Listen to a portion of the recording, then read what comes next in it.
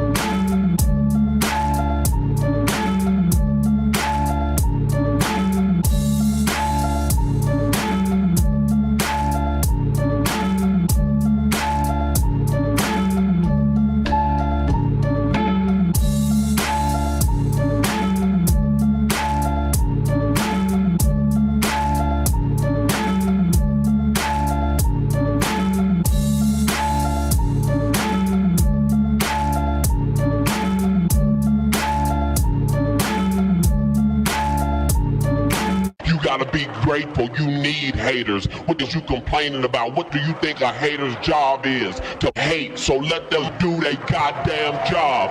What the is you complaining about? F16 kill the track with the mix. Yeah, they can hate on me. Got a reason why I always keep the flame on me. And I'ma do it till I'm done, ain't no brakes on me. Break me down, hell no, that's what you ain't gon' see. Blue devil on my shoulder, he just spitting the facts. So be careful how you moving, ain't no running it back. Southside, hey, the world where the real ones at. Them 200 boys reppin', logging in from the trap. Better log in, homie. Better log in, homie. Log in, homie. Better log in, log in.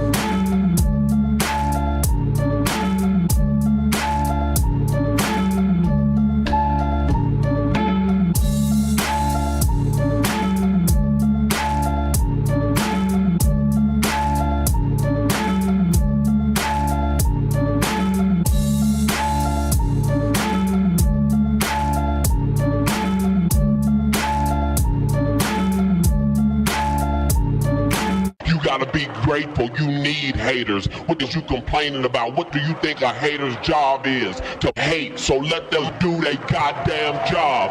What the is you complaining about? F16 killer track with the mix. Yeah, they can hate on me. Got a reason why I always keep the flame on me. And I'ma do it till I'm done, ain't no brakes on me. Break me down, hell no, that's what you ain't gon' see. Blue devil on my shoulder, he just spitting the facts. So be careful how you moving, ain't no running it back. Southside, hey, the world where the real ones at. Them 200 boys reppin', logging in from the trap. Better log in, homie. Better log in, homie. Log in, homie. Better log in, log in.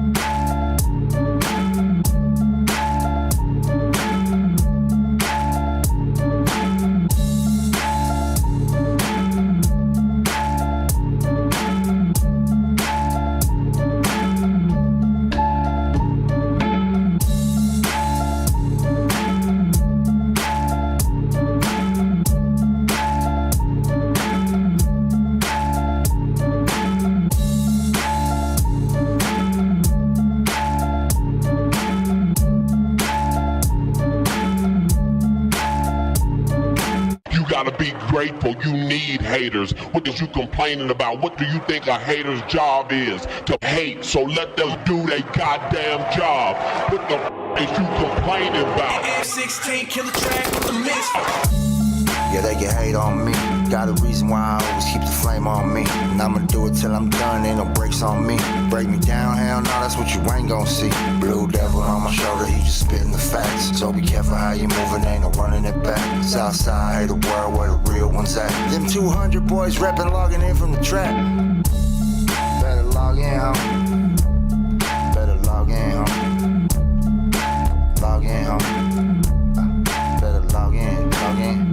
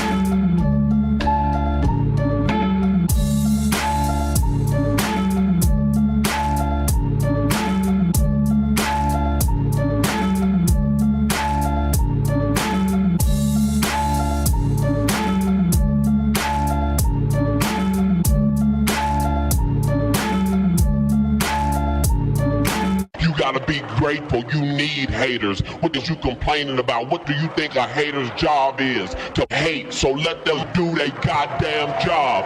What the is you complaining about? F16 killer track with the mix. Yeah, they can hate on me. Got a reason why I always keep the flame on me. And I'ma do it till I'm done, ain't no brakes on me.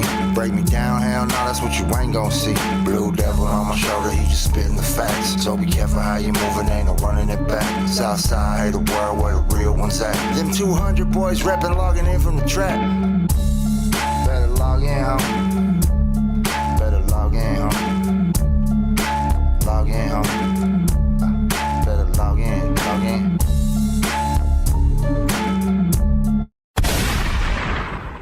All right. We in the building. 200 Boys Podcast. 200 Boys Podcast. Salute to everybody that's in the chat. Salute to everybody that's in the building. Hit the like button real quick. There you go. Live and direct. We live. What up, Opino? We chilling, man. What's up, Droops? What's good? You already know. We in the building. We got DJ Lico in the motherfucking building. We in the building. Hell yeah. What's up, dog? Hey, where's the camera at? It's right here. Look at boom. One in the middle right All right, for sure. The one in the middle, yeah. Hell yeah. What you up to, Lico? Just pulled up? Just pulled up, chilling, getting ready to go on tour. Yeah. We're gonna get into Sure. that shit. That shit's gonna be cool. What are we doing? Recap? Yeah, who was your last? Fuck, I can't remember. We did this. No, it was P Killer. Oh yeah, that's Yeah, it right. was- Yeah. Yeah. And P. Cash Out Killer. Ace. Yeah. Salute Yeah. to Cash. I like Cash Out Ace. Salute to Texas. That was Monday, huh? Who do we That have was Sunday? rare. That was rare. Who do we have Sunday? Sunday? Nobody. Wait a minute. Yeah, we did. No. Nah. Okay. What do we have prior to that? Thursday? Nobody, Huffle. Nah. Nah, No, it was nobody, just huh? it was just Sunday, Just Monday. Monday. Yeah, the Monday. Let me check. No, we had Chicana Rosas Oh yeah. on Sunday. I wasn't here. Oh, that's right. Oh, you so weren't it here. don't count. That's what I said. So it don't count. I said for me. Okay, He said, okay, who do we I have? thought- see, I said, knew we "Okay." had somebody Sunday, dog. See, Yeah. Yeah, it counted. It was a dope show. I watched it. Fire, fool. Yeah. Yeah, I it was a watched fire it. one. You know who that is, fool? DJ Lico? on. Yeah, Yeah, she came in and did her thing. yeah, she nice, dog. You know, Yeah, I mean, I don't speak Spanish. You know, I'm 80% not good at it. But it was cool though. We did communicate though. yeah. Yeah, the She show knows went- some English too, though? Yeah, she does. Yeah. No, she yelled at me in English on the, when we were off camera. Yeah, I like pushing people's buttons. So I made her like she came out of pocket. She was like, "You can't do that shit," and I was like, "Oh, do you speak English?" You know what I Hey, mean? she got a fan. She's growing her fan base. Yeah. She got good music and she's tapping in with the right people. You know what I Yeah, mean? that's for sure. She's tapping in with that whole Mexico crowd, the whole Yeah. like Spanish rap. Is Like that the what you- real Spanish rap yeah, from Mexico? Yeah, like the not the Chicano rap, but like the you like know the one from over there. yeah, the one from over there, like Secan, Santa Fe Clan, Yeah. shit like that. You know, that's You know what's banging right crazy is her movement is like real pure, because like afterwards my girl went and listened to all her music and she don't know Spanish, but she's like she was inspired. I think the way she has been putting on for women too. She's got a Yeah. specific image too, so like people can really like Wild, point her out real crazy, quick. yeah. Yeah, And then no, it your was niece dope. called in. Oh yeah, that's, my niece like, called in and she was like, "Hey, can I talk to her or something?" What she say? Something Yeah, like that. yeah, They it's- got on the phone. She's what, like Talked it up. 15, 13? Nah, young? she's small. That's what I'm saying. She's an Like what? How inspiration. old is she? Yeah, inspirational Like figure. 9, 8. There you go. Yeah, 10, so 11. yeah, it's crazy. You That's know more dope, than though. me? Damn. Yeah, well, like 10, fool. Yeah, for sure. Yeah, So she got a real fan base. When you got kids that rock with you, that's big. yeah, it's fool. big. Yeah, for sure. You know, that's big. You know, so yeah, salute to her, fool. Hell yeah, that shit was dope. We got the other dude that was with her, Dest. Yeah, we didn't bring him on. No, we booked him a date. Oh, we did. Yeah. Okay, hell yeah. Dest. D-E-C-T. He's a singer too. Yeah, he's a Spanish rapper, fool. Oh, Spanish rapper. Yeah, let me get his name right real quick. All right, just to be Dest 76, D-E-S-T 76. So you know, he coming on next week, I think. Oh, that's dope. But P Killer, Yeah, she was the next day. It was cool. We did 3 album releases, right? Yeah, 2 of 3. hers and One yeah. of Cash Out Ace. I feel like, she has some bangers on both albums. I like the Southside Queen Yeah. the best, Yeah. And you like the R&B one? Yeah, I like the singing Me too, one. Singing me one, too. yeah. The Drake one. Yeah, that would call I mean, it that. it was dope. Yeah, it was fire though. Yeah. Yeah. Hey, she came twice already. The first time you weren't here, huh? No, I wasn't here on the first one. You know, they're starting to get like comfortable over here. Like a good buzz in LA. That's good, fool. Yeah. You know, Yeah. because it's like the third round out here, so That's cool though. you know. You know Have what you I heard of P Killer? Nah, where they from? They're from Austin, Texas. Oh, for real? Yeah, yeah. What do they do? Spanish or English? English rap for the most part. They try to throw in, some words here and there, but not too much.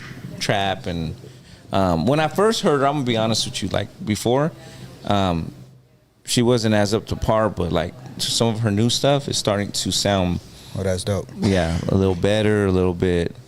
Beat selection's different. She's making good music. No, She's, yeah, for sure. versatile, doing her Yeah, thing. yeah. And young, You know? young counts. Yeah, they're young. nowadays. For Was she sure. like 19, 20 or something? Young Yeah. counts, and with the right people, and she got the right manager, Honcho Management. Salute to They used to Honcho. They used to be D Baby's manager, Sauce Walker's manager. So that fool's tapped Yeah, in. he knows what's up. That's Yeah. dope. That's dope. So if you tapped in, fool, you got a good manager. Cash Out Ace. Cash out ace. His music was dope. Yeah. I like Had a his lot of album bangers. out of all three of them. Keep it a buck. My nephew listens to him and he goes, "Hey fool, why didn't you tell me you had somebody famous up there?" I go, "What you mean? I got famous people all the time." No, he's really famous. Yeah, what I looked happened at his to him? numbers. Yeah, Yeah, he's fool. got numbers Yeah, he's for doing his sure. thing Yeah, for he's sure. doing his thing. Yeah, he's got big numbers. Yeah. Yeah. He's got millions of streams. It's a little different than That was the second time he came back too, huh? Yup. Because on the first one, you guys had him on like a step in. Yeah, he stepped in and he went viral just on the little. He did like 1 million Clip he views did, because he said he got shot in the head. He got shot in the head, fool. Yeah. Damn. And you look pictures of him. My nephew showed me pictures of him. Half his skull was gone, fool. Like That's literally, wild. I saw that. the whole thing was gone. Like, fool. Like, damn. Yeah, he's a young cat too, like 25 or something. But his album was pretty good. EP, right? It was an EP. Yeah, EP.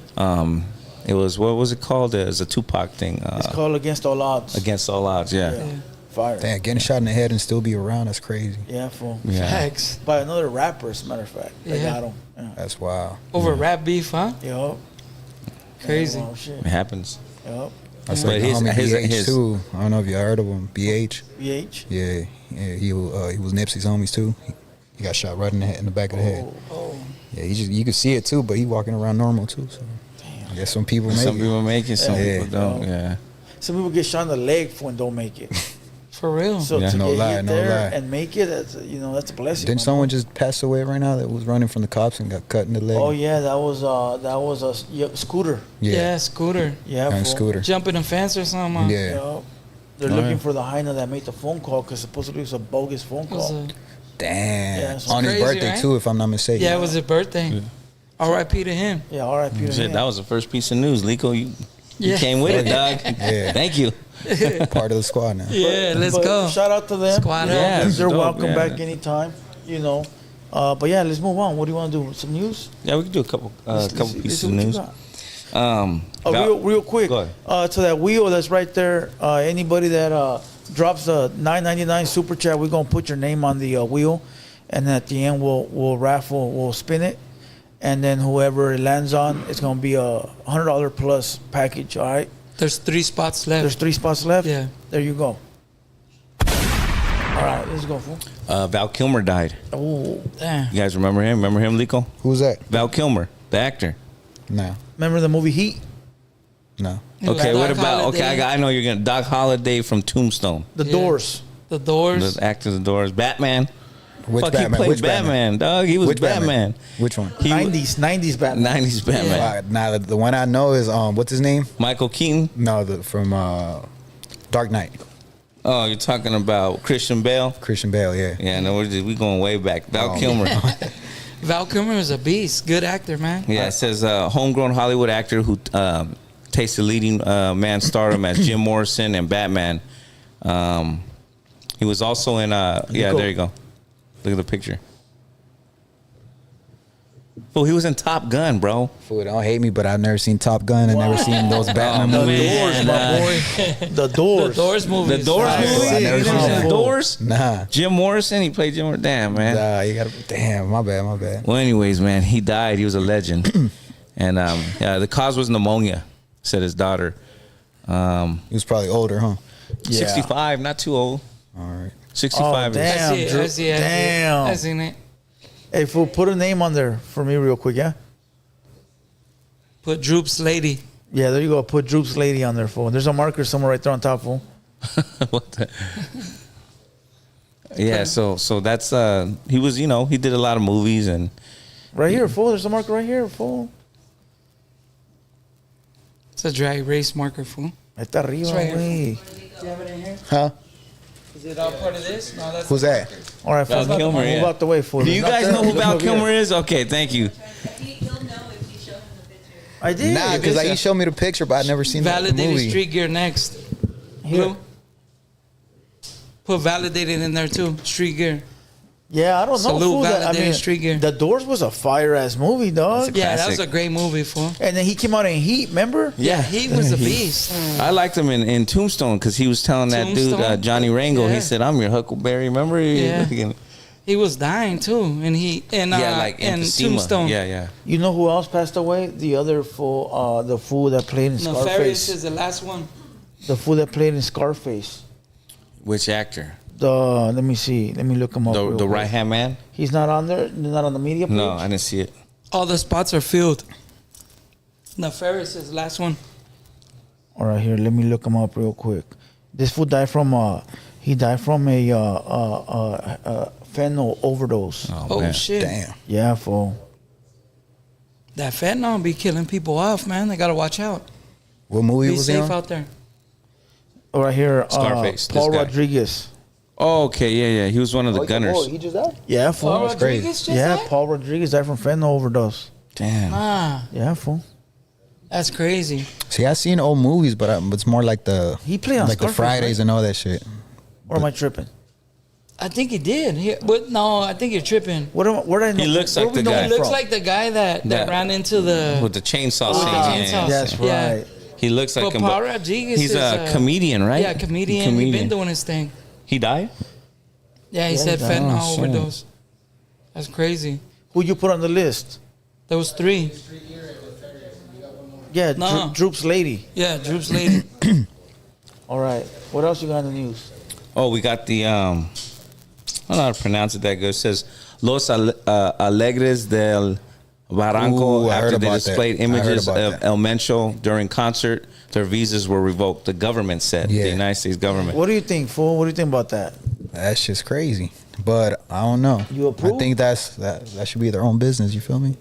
Not really. I'm 50-50 about it, right? I get it. We freedom of speech. We could say whatever we want, right? We in the United States of America. But at the same time, you're putting on a pedestal a big drug dealer in America, you know, Was the show here or Mexico? here. Oh, that happened here. Yeah. Yeah. Okay, that's they had a different. visa to come here, so when they were here on a visa, they did a show and they put them up. Give him a Yeah. montage. Damn. Like, showed okay, him that's the- He's like, different. you know, if when they you're did it in the Mexico, DJ, it's different. You know, when you're the DJ and you put up Chalino up on the screen, Right. but they put that drug kingpin on the screen, fool. And I think that's wrong, homie, because you're already here That's on the visa, crazy. right? And instead of like, you know, I mean, You risking it all, but look, what if you look at it from the other point of view too? they got to go back home. Yeah, they got to go back home, and if they didn't do it right, then what's gonna happen to them over Yeah. there? true You know that. what I'm saying? So really, I'm risking the visa. Fuck it. Oh no, Yeah. if it was like that, then yeah, of course. Yeah. But you know, that's them fucking I mean, playing with fire. but you never know what was said before they left. Like, you hey, you bet. better show me some love.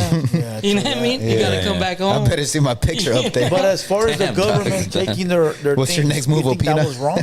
Oh, you gonna put the picture up there, Yeah, dog. you wearing a shirt with them, huh? Yeah, all that. Come on, dog. Hey, and then on top of it, he's like the most one we want. America wants Yeah, him right the now, most. yeah, like right he now, has the yeah. biggest Damn. bounty. He's the last one left. So like That's those the dudes kingpin. knew. I mean, if I'm them and the dude says, "Hey, you better show me some love," I'm like telling them like I'm never ever gonna Come back? go back to America again. Yeah. You know that, right? So if I'm helping you out with anything, I won't be able to get you no money there. You know what I mean? But how do you feel the government taking the visa? I mean, it is what it is, you know. Like, see, because I didn't know it happened on this side. If it happened on the other side, that's when I was like, that's their problem. But if it happened on this side, then the government's gonna do what they got to do. Old Trump ain't letting that shit slide, my At boy. all. That's the biggest gangster right now in the whole world. I don't think he's wrong.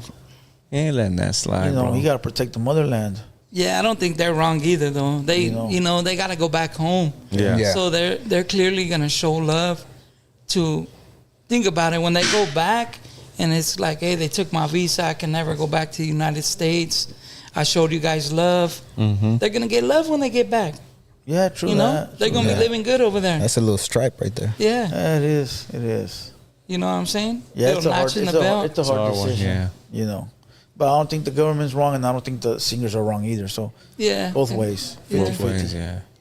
Yeah, they weren't gonna let that slide. Well, the government sure got to stand up for the home soil. Yeah. So they got to be like, nah. If they let it slide, and it's gonna continue to happen and get bigger and bigger. Even the Mexican president, the female lady, she's trying to ban narco corridos over there too. That's crazy. So I mean, it's not just us; it's over there too. You think they'd be able to do that over there? Nah, I don't It's too think much, they're gonna right? accomplish that. Yeah, it's crazy. Yeah, they're not gonna ban it over there.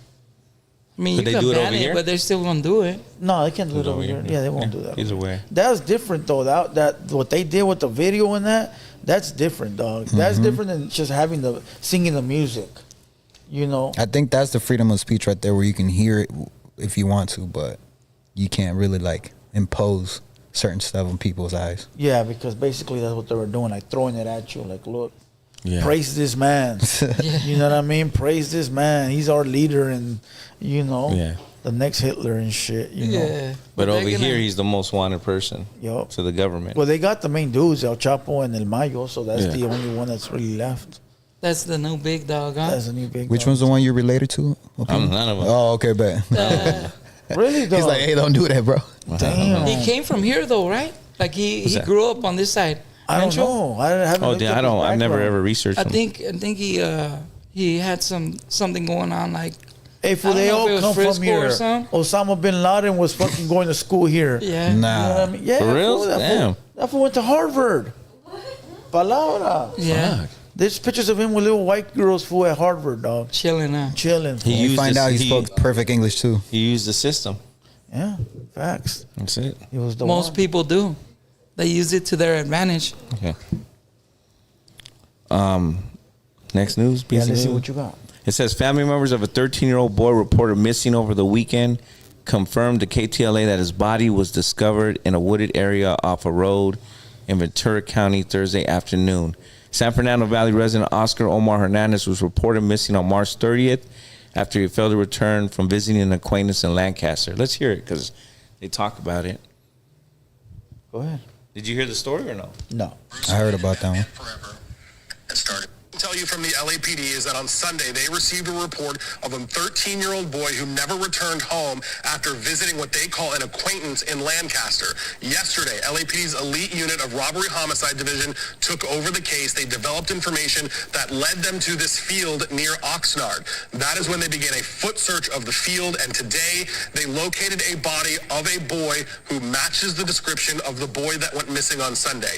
The body is still at the scene, so it is yet to be positively identified. The LAPD says they are still waiting on an official cause of death, but they say with their partners at the FBI, they are working to determine and pursue all leads to determine the cause of death and to do what they call, quote, identify any individuals who may be involved or possess information relevant to this investigation. And you guys, we talked about this a little bit in the break, and I just want to point out, LAPD's robbery homicide division does not get involved in minor, small missing person or even death investigation cases. The fact that LAPD's RHD and the FBI are involved lead me to believe, in my years of experience doing this, that there is something greater going on here. Of course, we will have to wait for the investigation to unfold, but LAPD's elite unit of the robbery homicide division now confirming that they were looking for a...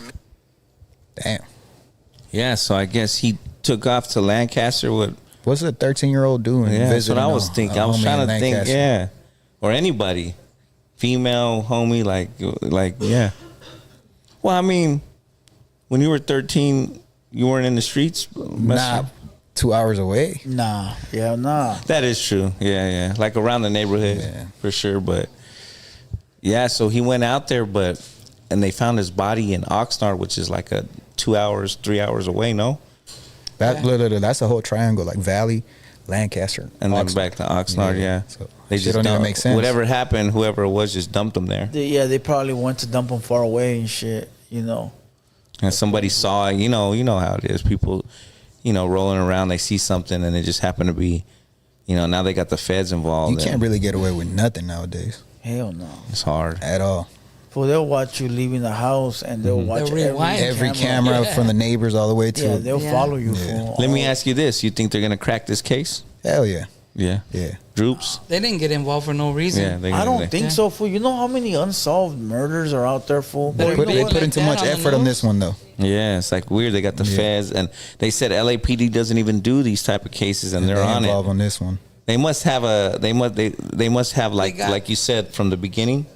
They were tracking it. They probably took the camera from when he left his house, and now they're going that day was by day. Just another piece of the puzzle. Yeah, backtrack his phone or. Hey, fool, I be watching like 90s like unsolved crimes and shit. Yeah, and then there'll be like truck drivers that'll pick up like women in certain spots, and these fools are truck drivers, fools. So they'll dump them like next state over, pick up another one, dump her next fucking state over, and they'll never put it together because they're different states. You know what I mean? Yeah. And so therefore, this motherfucker got like 50 bodies, and they don't know it's the same person. They don't know he's a serial killer. They don't know he's a serial killer, and all these are unsolved crimes and shit. So it's crazy. Dog. I think nowadays it's a lot harder to get away with everything, though. Yeah. Like, a lot more people getting busted, bro. Yeah. A lot of weird motherfuckers out there, dog. For sure. Crazy Prayers to the family. Prayers, yeah, for real. But where were they? Who knows? I mean, for me, when I was 13, I was already like running around and, feeling like I was older. Yeah, but we were built different back then, dog. Like nowadays, fool, like most of these kids don't even go outside because of the computers and the phones. Yeah. So when they go outside, they're not that street smarts like that, that's what it is street smarts. They think they know because of shit they watch, but they don't. After playing Call of Duty and Grand Theft Auto, huh? Like, what? For real. I'm with it. You ain't know it? Back then, we had to be outside. We would go, fool, back then, we would go just explore. Yeah, that's what it was. We would go around in little dirt caves and like little alleys. Look around when we're little kids. Yeah. Those stories are true. Like playing with sticks and fucking cars and shit like that. Yeah, dog, because now on the bikes. Running around thinking we're ninjas and shit. On the train tracks. Yeah. Now these kids don't really go outside like that, fool. But when they do, they don't know how to act when something happens. Yeah. So. Act like ninjas. You remember that movie American Ninja? That was a good one, dog. Did you ever watch that one? American Ninja, yeah. Yeah, you seen it. Don't act like you didn't see it, Blue. Yeah. That's around our age. American Ninja? No Val Kilmer and no American Ninja. Kid, you're fired, Lico. Yeah. Ask me about Friday. Fucking Blood and Blood Out. American all that Me. Shit. American Me. Don't look at me, little puppy. What's that one with Edward James almost? American Me. Nah, the other one. Mi Vida or something like that? Nah, the one with the school. Oh, Stand and Deliver. Stand and Deliver, yeah. Oh, that one was hard. 187. All those movies. That was Samuel Jackson on 187. Lico's watching all the gangster shit. You remember 187? Samuel Jackson? That one I haven't seen. He cut off his finger and he's like, phalanges. Remember he cut his finger off? Nah, I haven't seen that movie. Oh, man. You're missing on the good ones. Yeah, okay, Mobsters. Mobsters I've seen. Okay, cool. Yeah. Told you the gangster movies. Yeah, okay, that's cool. Yeah, that's cool. I got one more piece of news if you want. What you got? Yeah, let's get it. Last one. 2 teens on a scooter hit by Tesla in Orange. Damn. Elfie, you hear about that one? Because I know that's where you're at. It says right here. He's like, that was me. 2 teen boys on one scooter going the wrong way in traffic. Sorry, I didn't mean to laugh because it's not funny. Traffic got hit by an oncoming Tesla. Both are in critical condition. What do you think of that? Going the wrong way. Scooter? What type? Like the motorized one. The motorized scooter. Like the little ones everybody be using right now? Oh, yeah. okay. I've seen a bunch of those accidents. With 2 people on there going the opposite way. They got hit by a Tesla. 2 people on that little ass bike? Yeah. That's crazy. The opposite way. Whose fault is it? It's obvious. Yeah. Yeah. People going the wrong way in traffic. Yeah. No prayers to the family, families, but yeah. No. you know, you gotta. They're making a big deal out of that. Why? Yeah, they are.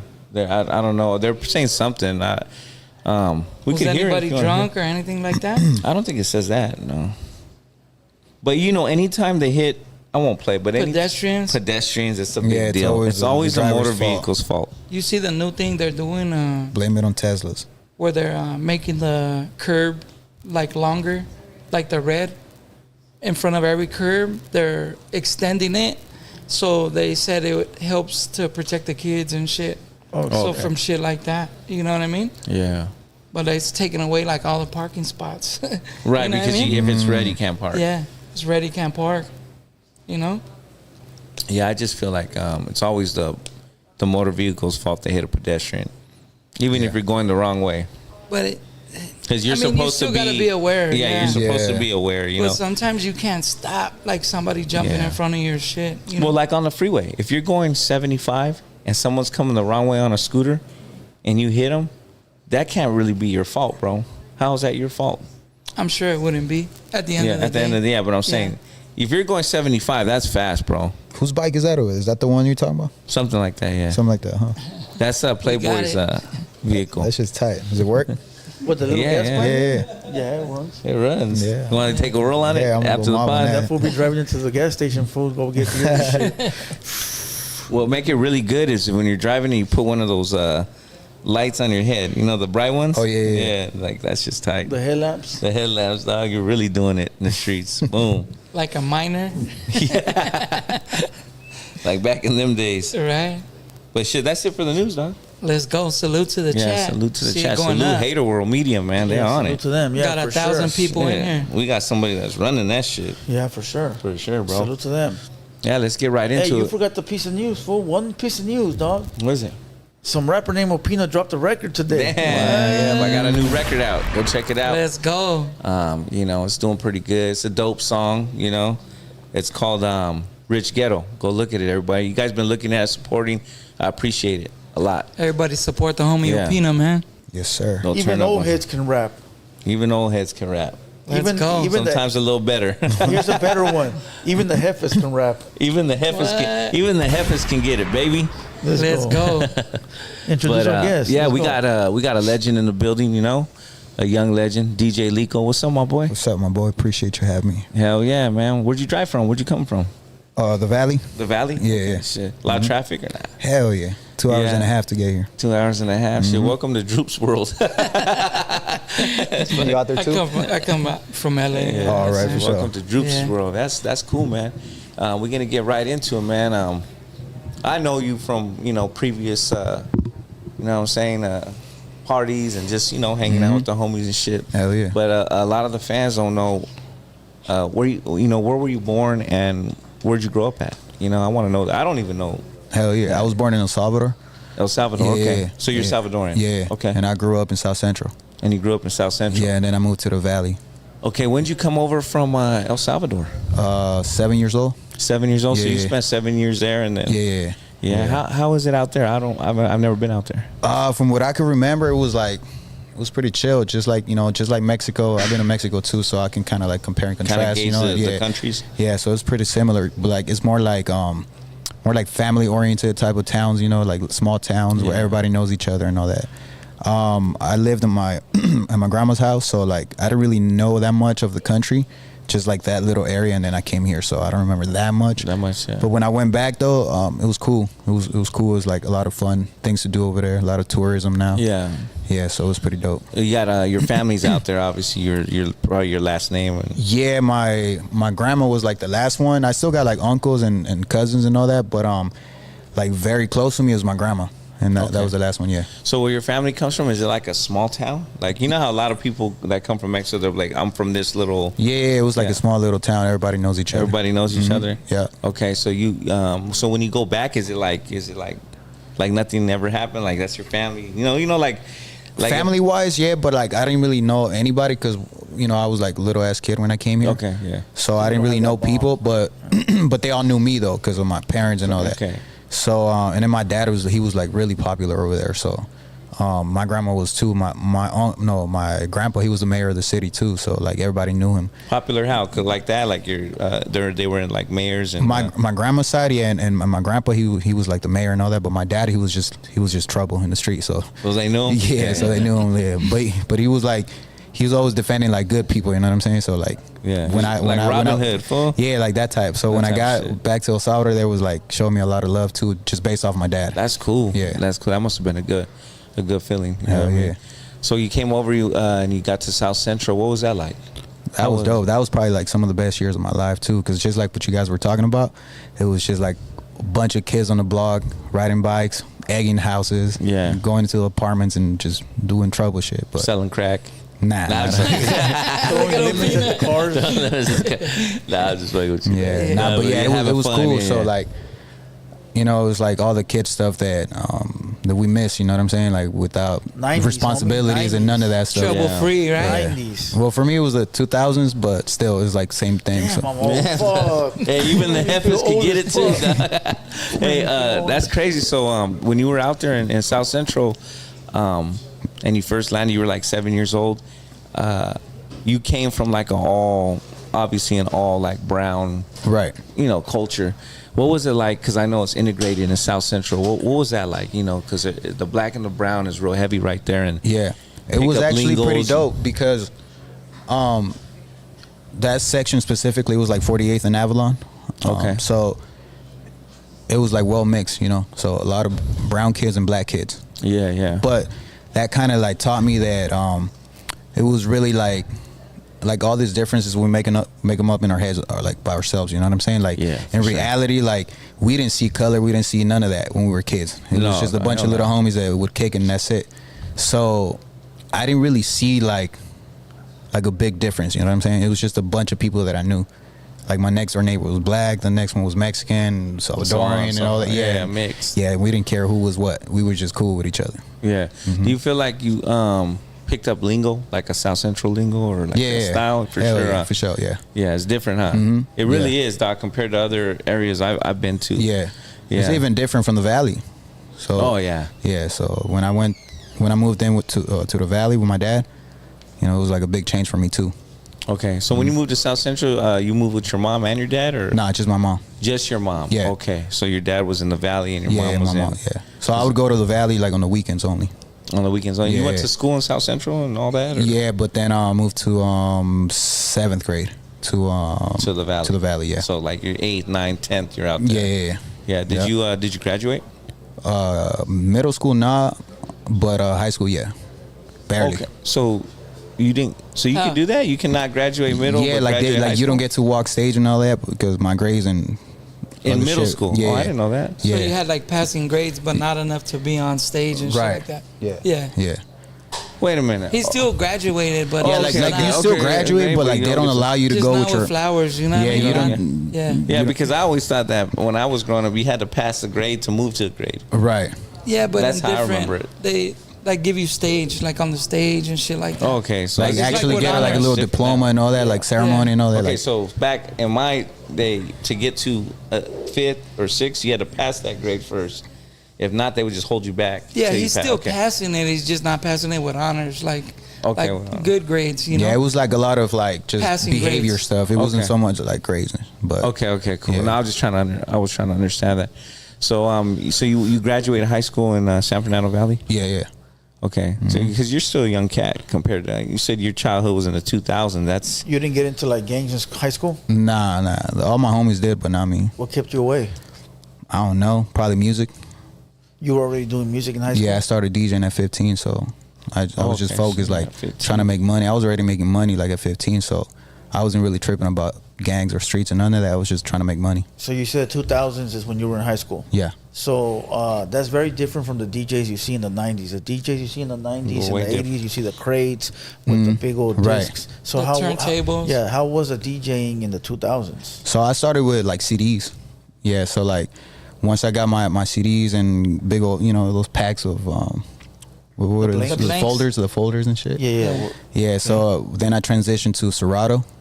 and I just stayed with Serato after that because they have like software where you can DJ on the computer, right? Right. Yeah. Is that what Serato is? Yeah. Software. Yeah. Virtual DJ, like that shit.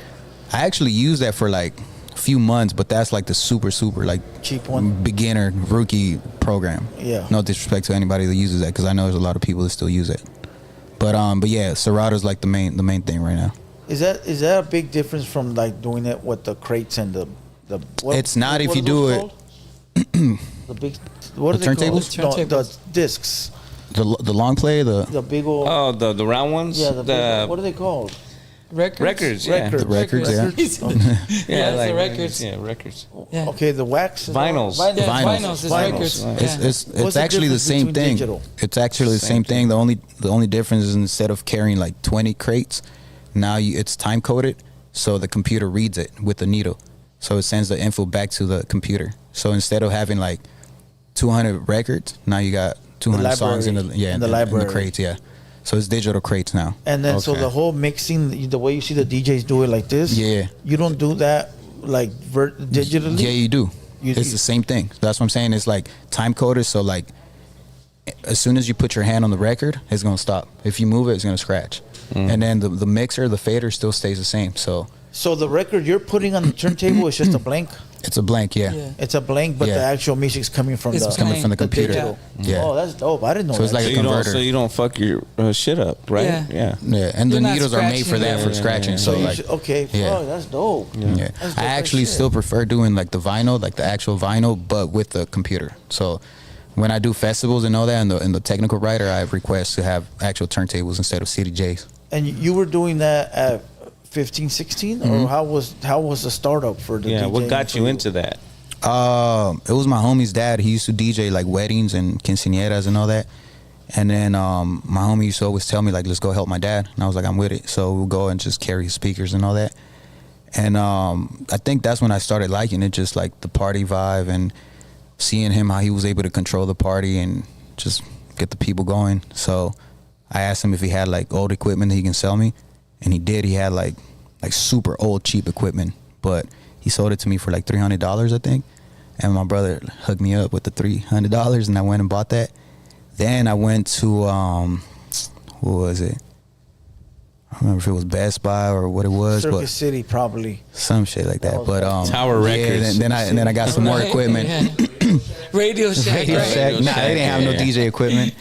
And then I bought like bigger equipment, and I started making like my own like DJ setup, and then I started doing like weddings and quinceañeras. In high school. Yeah, in high school. But it started with like the parties, you know, like the illegal boogies. parties and all that. Like Yeah. we'll break into houses and throw parties and Those are fucking yeah, fun, and then just dog. do that type of thing. Fuck. Yeah, we even had a party line too, but it was cool, it was fun while it lasted, and then like things started going left and sideways, so we had to stop that. And Now you were DJing all types of music, or were you strictly sticking to one genre? mainly hip hop. Mostly. Yeah, hip-hop. and reggaeton. Yeah, because that's what girls want to dance to. Yeah. Are you able to DJ to anything? Yeah, you could really DJ to anything. Like corridos and Funk. shit? Everything. Yeah, I like doing like the '80s stuff too, like the freestyle and funk Yeah, and all that. yeah, That's funk, dope. Like, that's I actually bad. like DJing that. Little house music, all that shit. Yeah. Yeah. Doom, doom, doom, doom, doom, doom. Yeah, I like that too. That shit was cool. Yeah, I've even DJ a funeral one, so Fuck. yeah. Dog. How was that? just play the playlist that the person that died used to like, and just Dog. yeah. So then you got out of high school, and then you pursued it. Did you go to college, or did you plan on doing like business, like work or anything like that? I tried to go to college, but it just wasn't for me. You know, I went to College of the Canyons for like, I think 1 semester, and then it was cool because I had like electives, but then the second What's one, electives? What I can't remember. But it's like We never classes. went to school, dog. Yeah. You know. no, I did, but I just can't. It's like remember. extracurricular classes, like so. Extracurricular. Yeah, Like yeah. more chill classes. Yeah, like I forgot what I had, but it was like some like What fun do they call stuff. your regular classes? Your Academics. Is that what it is? Your Yeah. academics, and you have those ones, Yeah, the electives. The electives, yeah. Yeah, So- those are mandatory ones. You gotta take. Yeah, you gotta pass electives, those. Yeah, you gotta So pass once those. they gave me math, and it was like real math. I remember that day I knocked out the whole class, and then I got up, I went to the office, and I dropped all my classes, and I was like, nah, I'm not going to college. And I just told my parents too. I was like, no, shit ain't for me. Hey, that math shit gets hard, bro, when they start doing that fucking trigonometry and all the calculus. And you thought you were good when you did geometry, right? Like, oh, that shit. People will tell you in high school, that shit's the hardest one here. And then you get to college and they're like, calculus and all that. And you're like, what the fuck is this shit? And dude? truly, is that stuff you need in the real world? It's not. I've never used none of that in my life. I've never even used my high school diploma. Yeah. All you need is geometry and you can master a scale. All you need is timetable. All you need is, right? We have iPhones now. A so. calculator, my boy. We have iPhone now, so. Yeah, but now I kept doing, I tried to go, but then I just kept DJing. I started doing clubs. And I think clubs is where it really got popping for me because now I'm like really kind of getting my foot in the door, you know, with the industry. Because a lot of these clubs were like Supper Club, Playhouse, like the big ones. And then so that's where I got to meet a lot of artists and bigger DJs than me because I used to go open up for like Dre Sinatra and like DJ Orator, DJ Bad, Charisma, you know, all the names that you guys know. So. And this was what, like 18, 19, 20 or what? Yeah. I was like 18, 19 because I was still using my brother's ID to get into this club. Oh, and then I just kind of fell under like Dre Sinatra's umbrella. He kind of put me on with a lot of people. And then once I turned 21, I just went crazy with all the clubs. Now, all the homies you grew up with, you said joined gangs, right? Did they ever try to pull you towards them, or did they understand that okay, the homie's doing something good, so let him do what he do? Nah, they understood. It actually like would kind of like keep me away.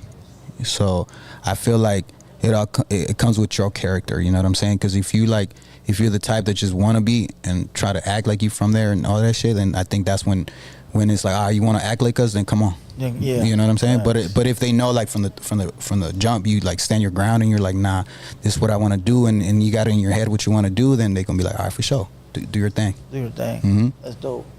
Yeah, because a lot of, you know how they say sometimes they influence you into doing things you don't want to do. Yeah. And you get influenced or you get persuaded, and then it's all bad. Yeah, matter of fact, I'll DJ all their parties. You know what I mean? Yeah, like all their parties. And back in the days too, like just being young and everything, like I was DJing all their parties and even like the gangsta boogies and all that. Like I was there DJing, like, but kept me away from all that. Yeah, facts.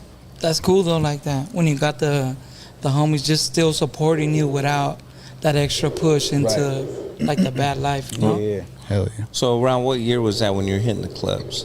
2013. Okay. Yeah. So the year after that, that's when you met Nipsey.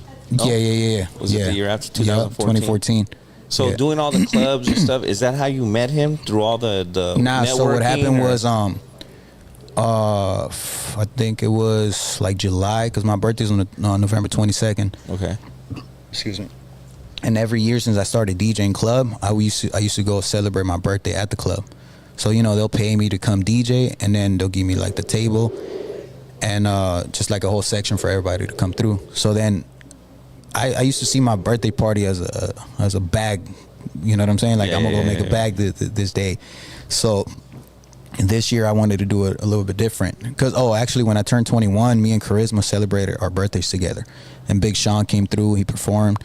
We were on stage with him and all that. So then this time I wanted to do it a little bit different, and then I wanted to book my own artist. So I reached out to a lot of people. I don't know if you're familiar with DJ Ill Will. Yeah, I know the name. Yeah, so I called him, and then I was like, yo, like, how much for Kid Ink? Because, you know, Kid Ink was popping at the time. And then, like, I was like, shoot me the homie number. And it was, like, some crazy number still. So I was like, nah, I can't do that. I can't do that. Yeah, so then... now he's gone. Yeah. So I try to, you know... Wonders. Yeah, I try to reach out to a lot of people, and I actually didn't know anyone that knew Nipsey at the time. So I went on Twitter, and I think I reached out to JP, George Panici. Okay. And then so he got back to me, and then that's how the conversation started. And then we kind of worked out a number that was like comfortable on both ends. And then to book Nipsey. Yeah, to book Nipsey. Yeah. So it was supposed to be a walkthrough only, you know, where he's just gonna show up, say happy birthday, maybe do a song or two, and bounce out. And the crazy thing with that one was, I don't know if you knew, but Nipsey was black banned from any club in Hollywood. So When Why I went, is that? Why is that? Just haters? Nah, from like the owners, you know, just The like owners. the gang affiliations and all that. Aspect. Yeah. So, but it was crazy to me because Chris Brown wasn't, because he's an R&B singer. Yeah, blood. But every event that I was at, that Chris Brown was at, it was like people getting stabbed and fights and all that. Suge Knight got stopped. Yeah, and every Nipsey show I was at, it was peaceful. You know what I'm saying? Nothing but love. So I was like, it is what it is. But they didn't let me have my birthday party at no club in Hollywood. They let me, but as soon as I told them Nipsey was gonna come perform, they were like, nah, we can't have it. So the only way I was able to have it is I went to the Valley, and it was like a bicycle club, like cumbias and all that. But it was a nice club with a nice stage and everything. So I talked to the owner. I was like, I'm trying to throw my birthday party here. He was like, all right, cool. So we locked it in. And then I was like, I was trying to play smart. Then I was like, someone's gonna come perform if that's cool. And he's like, yeah, that's fine. He's like, who is it? I was like, oh, it's just one of the homies. He's like, all right, that's cool. So we locked it in. Everything's ready to go. And then the day of, Nipsey pulled up, and then he had his bodyguard, J-Rock. I don't know if you guys know who he is. Yeah, so then the knocked out Whack 100. yeah. So then he pulls up, and then he pulled up with like maybe 50 people. And the owner was like, what's going on? Like, who's this? You told me it was your homie. And I was like, yeah, that's the homie. It's like, it's too many people coming in with him and this and that, and they got things and this and that. And I was like, bro, like, you gotta let me have him inside, bro. Like, I paid too much money for him to just turn around, because he was waiting outside for a cool minute. So then Nip was like, bro, like, if we can't get in like in the next 10 minutes, like, we gonna turn around. And that's my side of contract breach. You know what I'm saying? Right. Yeah. So then now it's like I need to have him inside the venue. So finally, I got to an agreement with the owner, and he was like, all right, man, come on, let's do it. So he finally came in. So all my homies, like, bro, I had like 300 people at the party, and they were all excited for Nipsey. So then when he finally came in, I'm like, cool, let's just do like 2-3 songs and call it a day. You know, that's all I ever wanted, like, to have Nipsey here.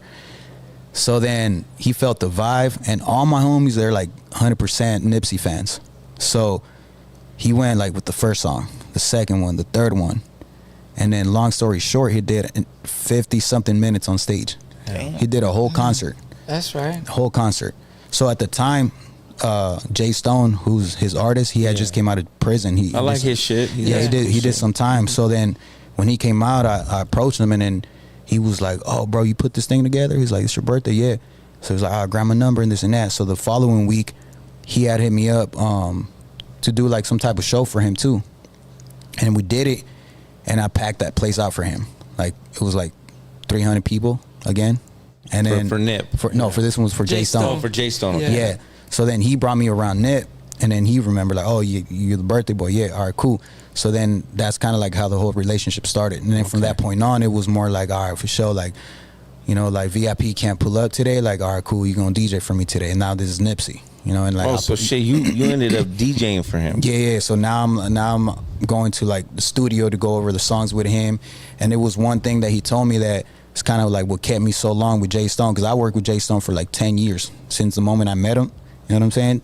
All the way to like he made it to where he was supposed to be, and Nipsey was like, because you know Stone, like, he had his little history with like going to prison and all that stuff. So when we started working together, it was more like focus on the music. So Nip was able to see that. So one time it was like me and my homie Ruben and Nipsey in the studio, and he's like, bro, like, I appreciate what you're doing for Stone. You know what I'm saying? Because he really had love for Stone, and he was like, but I'm gonna ask you for one thing. He's like, can you stick to him? Because he saw how like I was like in Stone's head, like, bro, let's get to the music, and, you know, like, let's focus on it. So once I was able to like almost like make a promise to Nip, like, I felt like, all right, it's go time. And then we just started going crazy with Stone. And then after Nip passed away, you know, we went on tour and we did all that stuff with Stone. And then it got to the point where like you just kind of like don't see eye to eye with certain people. And then like usually it's on the business end, and then that's where like things, you know. Yeah, on the business end. Yeah. You missed a big part. How'd you get to meet all these famous people? The clubs. Like before Nip. Oh, Dre Sinatra. Because you said a lot of names. Yeah. Wait, like who? You said a lot of. I don't know who they are, but you said a lot of important names. Yeah. Well, he's saying that he was at the clubs, and that's where all the network, all the big clubs in L.A. I'm assuming, right? And that's where he networked at. And Dre Sinatra has been known for. Yeah, Dre is like the man. Like in L.A., like ain't nobody for a long time. Yeah, he's nobody touching him when it comes to like the plug, you know, and like just the music industry. He's a DJ. Yeah. He used to DJ for Ray J back in the days, and he was on Love and Hip Hop and all that stuff. So he was like he that opened guy. a lot of introduced you to a lot of people. Now he opened a lot of doors for me. Definitely. Yeah. But even then, just the whole experience with Nip, man. Like looking back, that he passed away. What was it like? Like just being in the studio with him and like. Oh man, his energy was crazy. Like that was the main thing about Nip. Like not the gangster, not the rapper, but like just like that spirit that he had. The energy. Yeah, his aura was like amazing. Yeah. He was talented too, man. You were his DJ? No, I wasn't his DJ. I would DJ for him whenever VIP wasn't able to go. So he would hit you to go over there and yeah, we had a group text regardless where like we would all meet at the same spot. Usually was his house, and then everybody will meet right there, and then from there we'll go to like the venues and wherever we had to do for the night. That's cool. You were in the circle though. To experience that. Hell yeah. That's one in a billion. Yeah. And he like real humble, like really being real, yeah. Yeah, like someone like Nip was like straightforward. If he didn't fuck with you, he didn't at all. But if it did, like he was able to like take you in, and like for example, one of the shows we did, we went to sound check, and then they gave me a specific system to DJ with. But when we came back later on at night, they had switched all that, so I wasn't even able to like perform as I was supposed to, and the crowd wasn't able to tell, but me and Nip were. So like it was certain songs where like I wasn't able to switch to the next one on time. And Nip would look at me kind of like, what's going on? But then after that, he realized what was happening. And then we had left because we were supposed to go eat at Roscoe's. And then once I went home and I was like, yo, my fault about today, bro. But like, what's up with the equipment? And he's like, nah, bro. He's like, you good. He's like, we did what we had to do and we got the job done. He's like, I already know what's up. So like, it's like simple things like that. You know what I'm saying? That was like, So you DJ'd, you were like on call with Nip, If the other dude didn't come, then you had to step in. But you DJ'd for Jay Stone, which was the main artist, like for years. Yeah. With Stone, we did like hella tours and all that with him.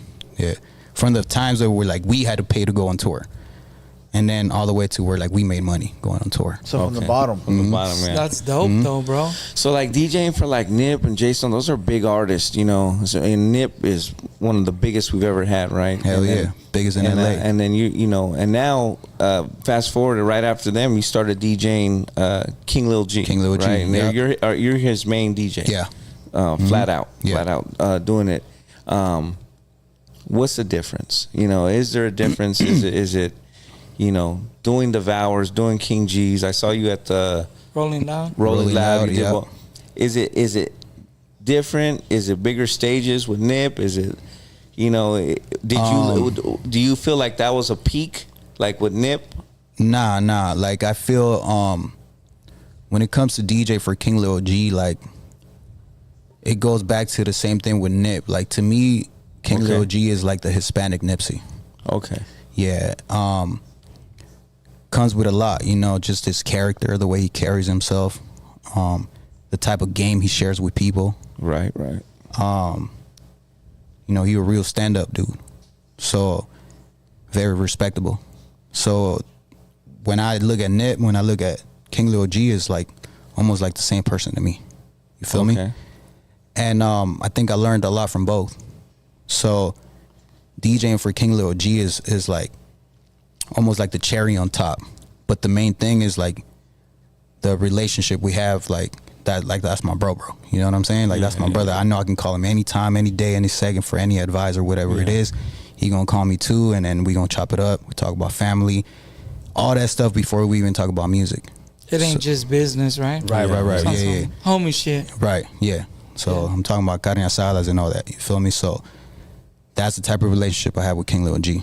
And then comes the DJing part, which is fun. Yeah. Obviously that's the fun part. That's a better relationship, for sure. Mm-hmm. And that's gonna make the best relationship between an artist and a DJ, because anybody can go to any DJ and be like, yo, play this music for me, but the chemistry's not gonna be there. You feel me? Like me and King Lil G, we've never had a playlist. Never, not once. We've never rehearsed none of that. You just know what he wants. Yeah, it's like when you go to the barbers. You don't right. You didn't ask him no more. Yeah, you just go, we sit, and it's like, oh, the same. Yeah. I bet. That's dope. Don't know you. Yeah. Leave, fuck Exactly. you know. Yeah. So like we just go, we wing it, and you know we might have an idea of what we want to do, but like sometimes like we've tried before in the past. Like all right, cool. Like we're gonna make this playlist. It's 25 songs, and sometimes like the 24th song comes in like third, just because he said some keywords that I remember. And it's like, all right, he might want this song next. And then I play that song next.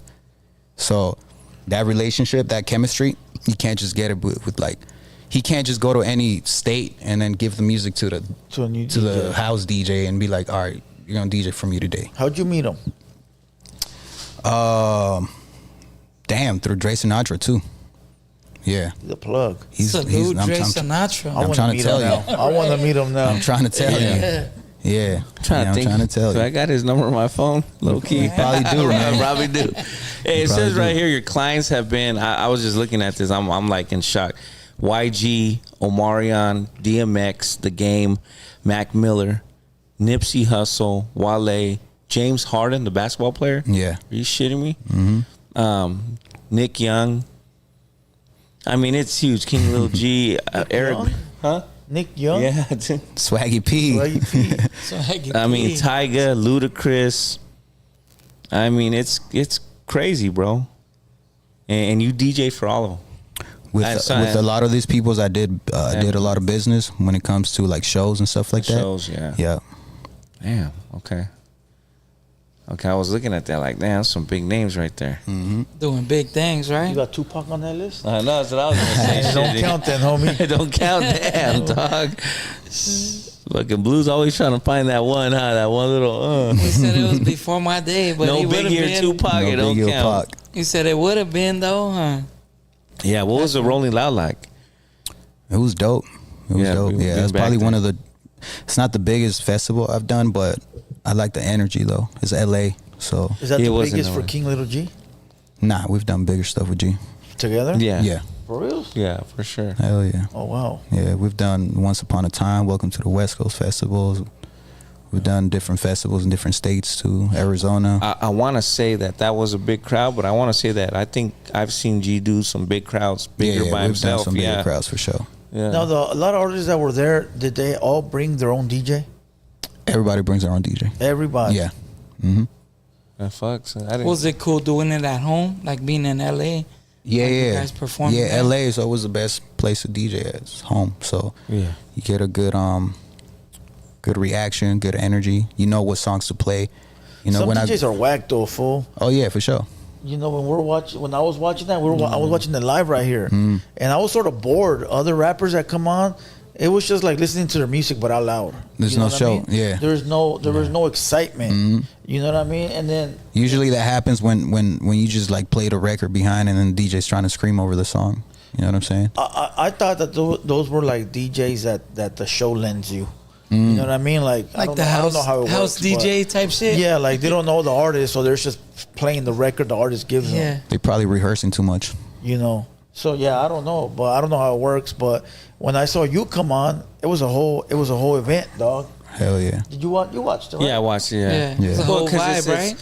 When you get to a certain point, you need a DJ. You know, when you're doing the little shows, like you're just trying to come up, you're using that little USB you plug. Right. You just get you make your own show tape and then you put it in, right? But if you can have your DJ go with you to those shows, it's cool. Yeah.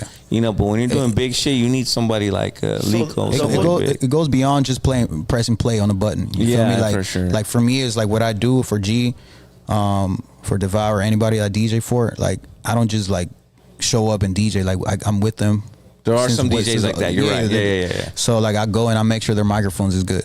You know what I'm saying? I do sound check with them. I make sure all the frequencies is good on the EQ. I do all that for them. So you're like a hype man too, right? Yeah, I'm the hype man too. So I could damn near be like the tour manager if it came down to That's it. You know important, dog, to get the mics right, bro. Mm-hmm. Yeah, especially the mic for sure. Yeah. So, you know, I do all that, and then until the mics is ready, making sure all the monitors are on point, the side fills, all that. Then I make sure my microphone's good. Then I make sure the music is good. And then we practice a few songs, and then that's the sound check. So the whole montage that I seen of like Chalino and Tupac, and you even had Ramon Ayala in there. You put that together? Yeah.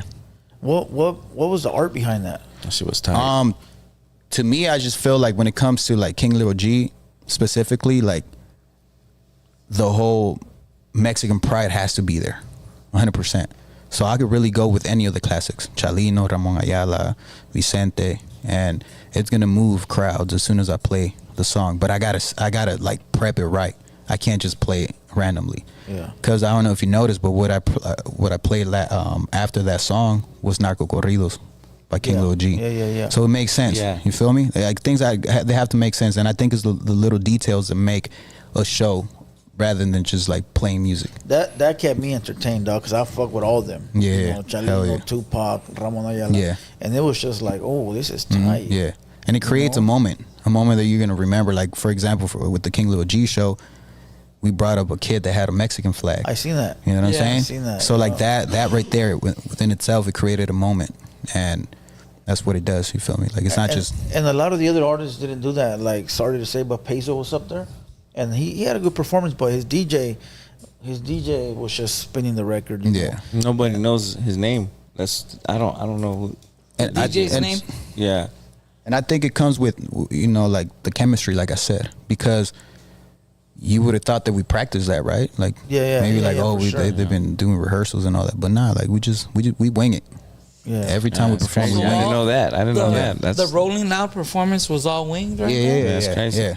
We switch. I mean, either I switch or G switches it up. So I don't even rely on no like playlist or nothing because I know he's gonna switch it up anyway. He might take an extra shot or hit the blunt or something, and he just forget that we were supposed to do this song, and then we was like, we're gonna go into this one. But like I know how to ride with him, so now you know it's still gonna work out. You guys and not forgetting each other, right? Yeah. Yeah. Just keep it moving. I missed a little part earlier. My bad, because this is kind of interesting. It says that you developed a close relationship with Mac Miller. Yeah, you're on the MTV series Mac Miller and the Most Dope Family. Hell yeah.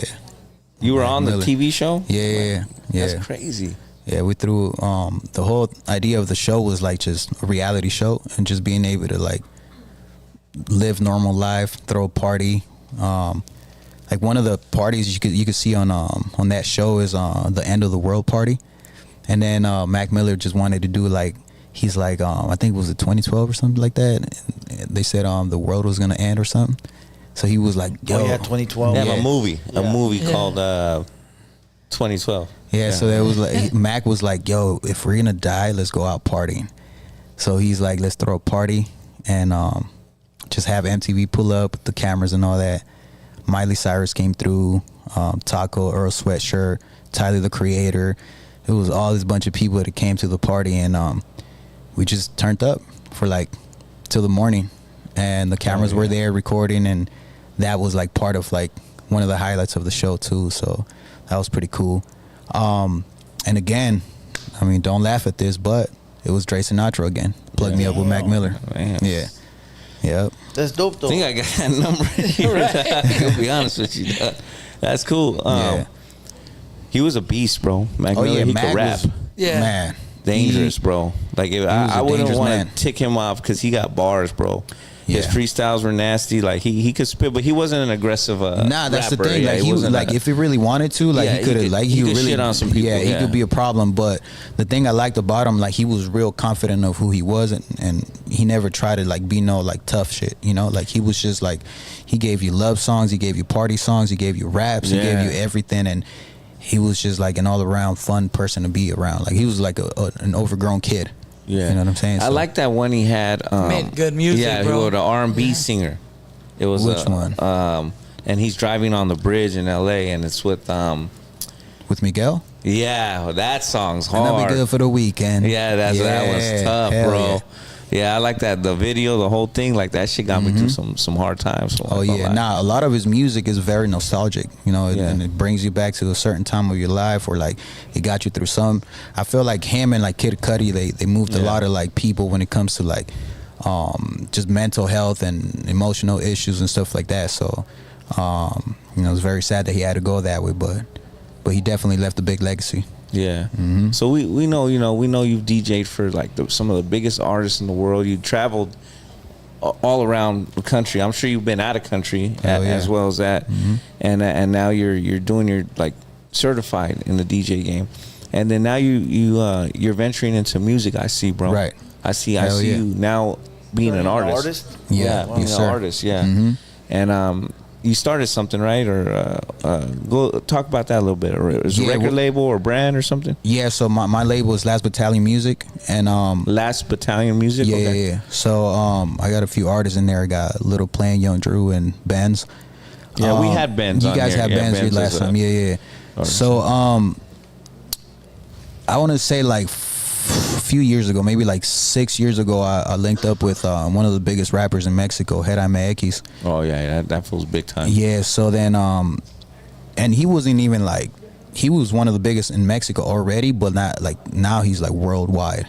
You know what I'm saying? So when he started, he showed me a lot of love, and he kind of taught me the game of the Spanish music, because I didn't, to be honest, bro, keep it $150, I didn't even know it was Spanish rap like that. Because I was always with the English crowd. Yeah. So I didn't even know Spanish rap existed like that. I had no idea about No Cartel de Santa, like none of that stuff. Like I didn't know anybody at all. My first rapper I ever met in Spanish was Jaime X. So once he put me on with all the music, I thought it was pretty cool. I thought it was dope. There's a lot of good rappers in Spanish from Venezuela, Spain, Mexico, and other parts of the world and too. Their numbers are crazy. They're crazy, bro. Colombia got hella rappers too. So. Yeah. So once I got introduced to this world, I was like, man, that's my roots. You know what I'm saying? That's who I really am. And I just wanted to test the water, so I started writing like in the pandemic, because it was nothing to do, and I had my own studio. So I was like, all right, I'll just get in there. 2020, 21. Yeah. So I started writing music, and I just kind of like started having a passion for it in Spanish, and that's just all I wanted to do. I just wanted to stick to the Spanish. And then so write in Spanish, write in Spanish, rap in Spanish. Yeah. So then I made like a whole album, like 20 songs. I put it out, and I was kind of like just going with it, but then I realized like, all right, that wasn't my best work. It was my first work. I never wrote in Spanish before, none of that. So I actually took the album down. I didn't think it was good enough to be up on the DSPs, on the platforms. Okay. Yeah. So you felt it wasn't up to par. Yeah. So from that point on, I was like, all right, man, like I'm about to get real serious with it. So I started writing more. And then I even went to Mexico to go do a lot of features with the homies from over there, from Rich Vagos, which is Jaime X's label. And I just felt like my penmanship improved so much in Spanish. Yeah. And it wasn't just my point of view, but like Heda heard the music. G heard the music, a lot of like other artists, even Wale, not being a Spanish speaker, but like he could feel like the cadence and the delivery and all that. Yeah, oh, you can feel all that, bro. Yeah, and then for someone like Wale, who's one of the biggest songwriters in music and hip hop, to like acknowledge me and say like, yo, like this shit sounds dope, I was like, all right, for sure. Now I started to feel more confident about what I'm doing. When someone's doing it, even me, like if I hear a artist from Mexico and I hear a beat, and they're spitting, I'm like, he's saying some shit. It's like I'm in the whip, like, I'm in the whip, like, yo, that shit's ill. I know he's on beat. I know he's saying some shit. He's doing his thing, right? You can always kind of. Now, as a matter of fact, I ended up linking up Jaime X and Wale, and they made a record together. Oh, that's crazy. Like in person. Like I brought Heda to the studio with Wale, and that's gonna be a crazy track, right? That is dope. That song is dope. It's already out too. So was Jaime X signed with G at one point, or is he still? Yeah. They had a business venture. Yeah. But he's still for AK-47. Yeah, he did good over there for a long time. Mm-hmm. He was getting numbers before though. I think before he came over, I had already heard about. But to this day, he reps AK-47 boys. Still. Okay. Yeah. Still like even his Instagram, if you check, like it just says AK-47. Yeah, he was big over there. I remember when he came over, I was looking at his videos, and he was hitting like 8 million, 16 million. Yeah, Botella tras Botella is almost at $1 billion right now. Wow. Yeah. Hell yeah. Billion. Mm-hmm. $1 billion He views. signed King Lil G? Yeah. Damn. All money in, dog. You know what I was gonna say is you took that 20-song album down. I couldn't do that. I need all them little streams. I don't care. I don't care. So because sometimes when people look at your old stuff, Yeah. and then you make the new stuff, they want to go see the Like old where you stuff. How you started sounded from. and all that. Yeah. Yeah, but like the good thing is like I hadn't really put so much work out, so I felt Yeah. like I can like just have a new start. You feel That's me? cool. Like so. Yeah. Like start over, Yeah, right? yeah. So that's what I did, and I'm proud of everything I have up right now. So. So it's staying up. We're not gonna take it down. Yeah, that's staying there. The only thing I wanted to switch was my name because DJ Lico, people are always gonna think like DJ, but then I thought about DJ Quick, Yeah. and it's like, bro, like I see him as a rapper, not as a DJ. Like For Yeah, sure. yeah, like I understand he might have started as a DJ or a producer or whatever, but like to me, DJ Quick's a rapper, and I don't even think of the DJ part as like he's a DJ. That's just his name. It's like Danny Wolf. He went from being the beat maker to now being an artist. Yeah. So similar. Look at Drummer. Drummer started out just doing his beats, right? Oh yeah. Oh yeah, He that's was true. doing Just beats. Yeah. did his thing, you know? Hell yeah, And now Kanye. he's rapping. Yeah. Kanye was like, nobody wanted to give him a chance as a rapper. He was like, nah, bro, stick to the beats. Yeah, he was a beat guy. Yeah, Kanye was a beat Yeah, guy. he did yeah. all like blueprint stuff for Jay and all that. For who? Oh, For Jay-Z. okay, yeah. I like Kanye. He had some old shit with what's his name? Jamie Foxx. Chameleon Oh, there. Chameleon. He had some Which shit one with was that? Chameleon there back in the day. I don't know the name of the song, but that shit was bumping, dog, back in the day. So you're gonna rap? What's up? Yeah, You're yeah. gonna rap Spanish or? Spanish, yeah. I'm doing it all in Spanish. Yeah. Last Battalion Music. Music is his record label that he has. And his artist, remember we interviewed Benz. Yeah, for sure. She was in the chat Benz. right now. Salute Yeah. to Benz. Yeah, salute Benz. Was she cool? Hell yeah. What's the other two artists again? You sent them. Let me see if they stick. Young Drew, who was here that day He too. was there. He was and there, then yeah. Little Plane, he's in Portland right now, but he's about to come back. And he's actually going on tour with me next week. Little Plane. Are you gonna start using your influence to collab with big names? Yeah, I think that'll be smart to do. You gonna cash out your cloud tokens or not? I might have to. Yeah. You gotta save You them gotta up. make fool, it. and- I mean, I already got some like features. 4 in this phone. I already got some good features from like Yellow Hill. Yeah, I got cool. Yellow Hill. Salute Yellow Hill. Drummer Boy already said like he got me. Wale got me. King Lil G got me. Those can't tell you no, dog. Yeah, that's the King homies. Lil G drummer. If they tell you no, they're fired. I ain't your Yeah, DJ. but no then more. a lot of Devour better be up in there too. Devour, yeah, that's No, we here, were. look. He actually looked like I don't know if he wants me to say this, but he got some Spanish stuff in the vault. So, but yeah, Here's a question. So, say like King Lil G and drummer, right? They obviously would charge anybody for a feature. Like Right. whoever hits them up, you got to give me a bag, right? Right. But you're their DJ or you know them very well, right? But you also need a bag if somebody hits you up for a collab, right? Right. So how does that work between you and them? Like if you guys want a feature, do you guys just work it out? Yeah, like that's- feature for a that's- feature or pay me, I pay you. nah, because How does that work? like in my case is like I'm not gonna change their life by me doing a feature with them, but they're gonna influence my end more than I will them. You know what I'm saying? So in reality, they should charge me. You feel me? But they're not gonna do it because that's my bros. Like, you know what I'm saying? Like, it's not just music. I don't just work with them like on music and that's it. Like, this is family. So if they're gonna do it, they're gonna do it out of love. You know what I'm saying? It's kind of hard to mix the like business with pleasure, right? Right, Like right. just to pull up and be like, "Hey, bro, I need a song, but how much is it gonna be?" Type shit, right? Exactly. Yeah. Yeah. Like I might do that with someone else, but it's like if that's the case, then I might as well not even do it because if it's just because of the money, like if that's the only reason you're making a song with me, then I don't even want you to make a song with me. Yeah. You feel me?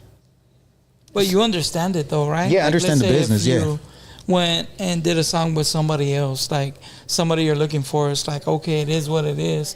But it's different fucking with the homies, right? Yeah. Exactly. Like I can't be mad at like someone I don't really know charging me. Yeah. You know what I'm saying? Because that's just gonna be up to me. Like, do I have the bag or not?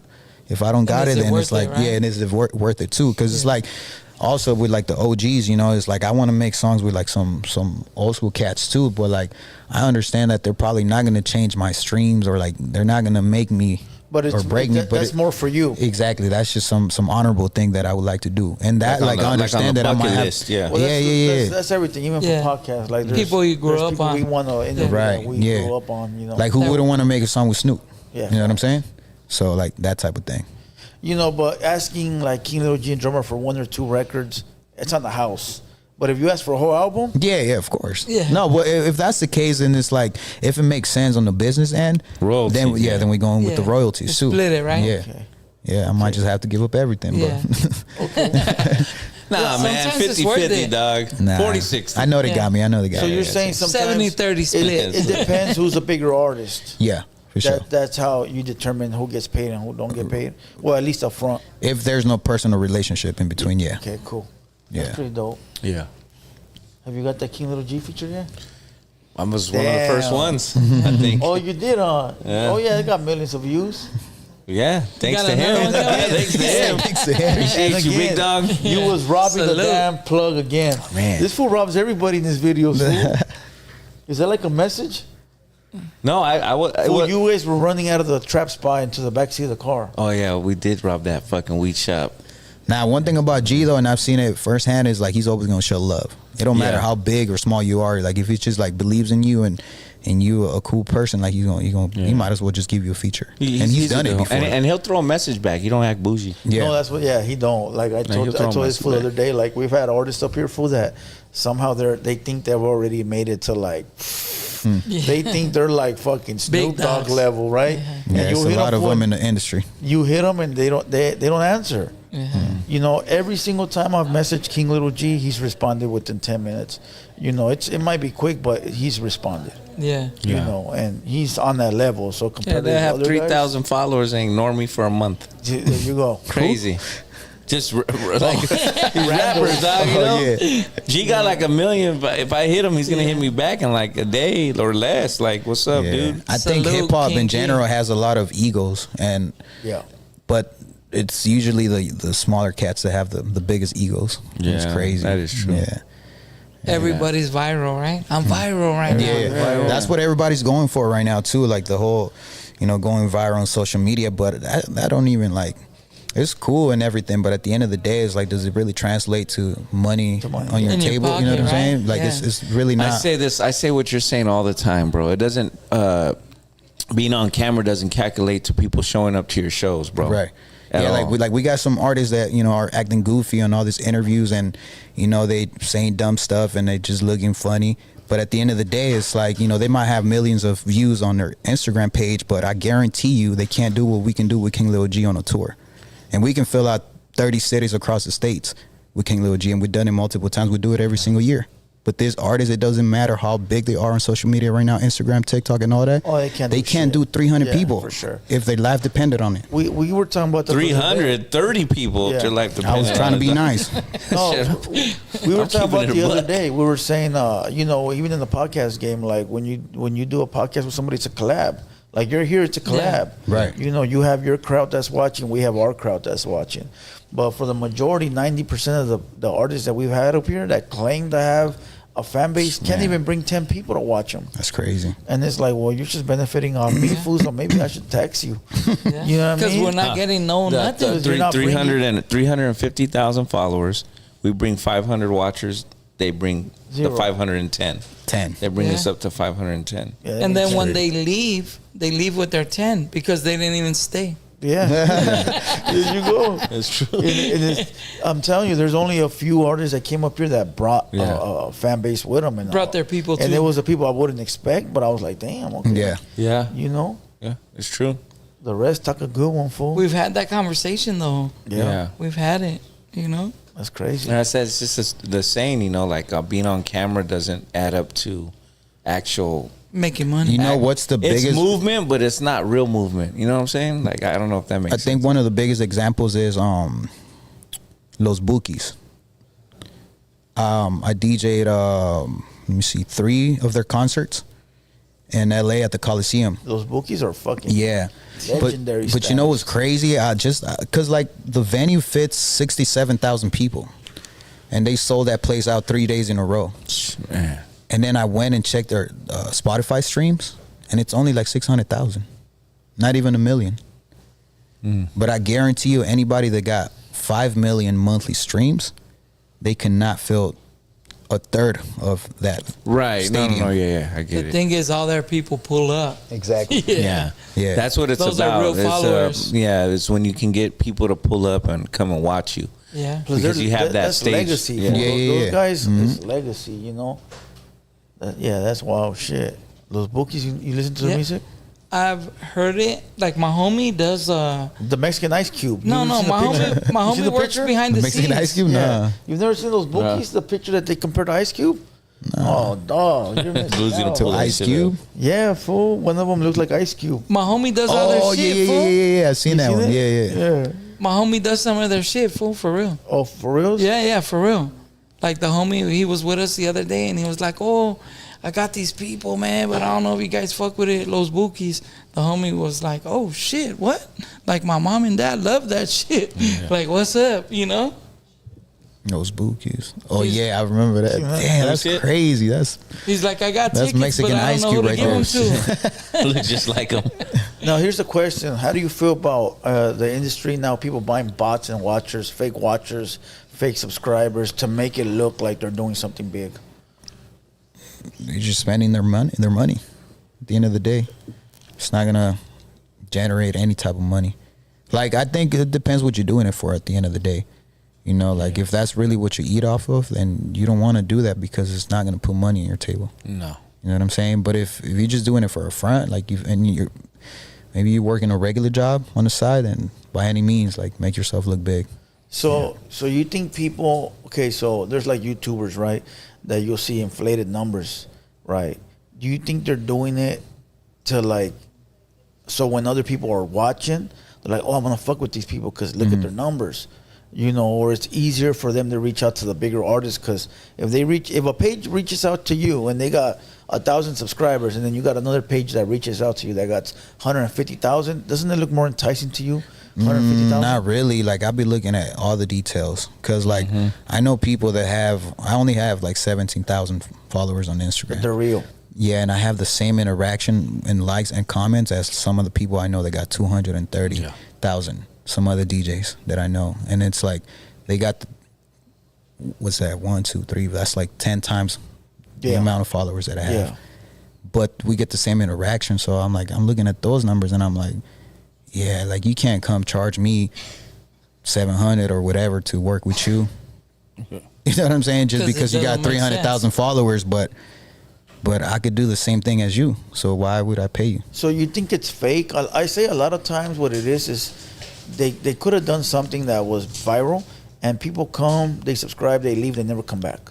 Because they were never really interested in you. They were just interested in that viral In that moment. They weren't and interested that in your already- craft or your music. Yeah. Right. They were interested. They're not in your the moment, fan. Yeah. Yeah, You know they're what not I'm your saying? fan. Yeah, they're not your fan. They're just passing by. They're just Right. passing by. And a lot of people get lucky like that, Yeah. fool.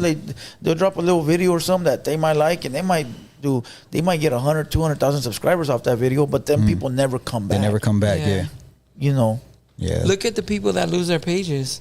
They're gonna be up there with a 700-800K subscribers, right? Yeah. They lose their page and trying to get it back. If you had that real kind of motion, if them people were real, Then they would come They would back. come back. Yeah, they'll look for you. Like, damn, Yeah. what happened to his They'll be page? And like, like, hey, oh, where's- he back up. Let's go follow it again. yeah. Facts. And they don't. They never get back up to close Never to that, happens, that bro. level. Yeah. They You can stop. always tell too because you'll look at this guy. What are you tapping me for? I'll look at their sometimes I'll be like Did you lose your page? I'll look at their shit and then I'll see all the bots, bro, and it's always like dudes from India. Oh yeah, for You know, sure. and like it'll be like I'm not gonna say no rappers, I'm gonna put on blast, but you know, I'll be looking at Haters shit. were home. Nah, don't do it to Lico. No, I can't do it though. Don't do it to But Lico. but anyways, you know them little boys out there. But I'll be looking, and it'll be like 5 regular followers, and then 100 Indian followers right after. With 2 followers And each page. each 0 followers, and I'm like, come on, bro. Like it's to make it look like they're. Like I think like Blue said, like emotion. Yeah. Then if you look like emotion, then those other people doing the same thing, you're in the same circle as them. Yeah. Yeah. And Well, then it put looks it to like you you're like doing this. it, but you're not. You know. I had one time a guy that paid me for promo on my Instagram page, and I seen that he paid everybody for promo, right? This fool was nobody, like just a regular guy. He had 1 million followers. He follows 0 people, 1 million followers, no photos, no nothing. And he paid me like $100 to repost his shit. I took the money. I don't give a fuck. Good looking right? out. Thank you. But then I seen him on every other page. No Jumper, fucking Poetic Flacco. Everybody was posting them. It's just a regular little fat kid, dog.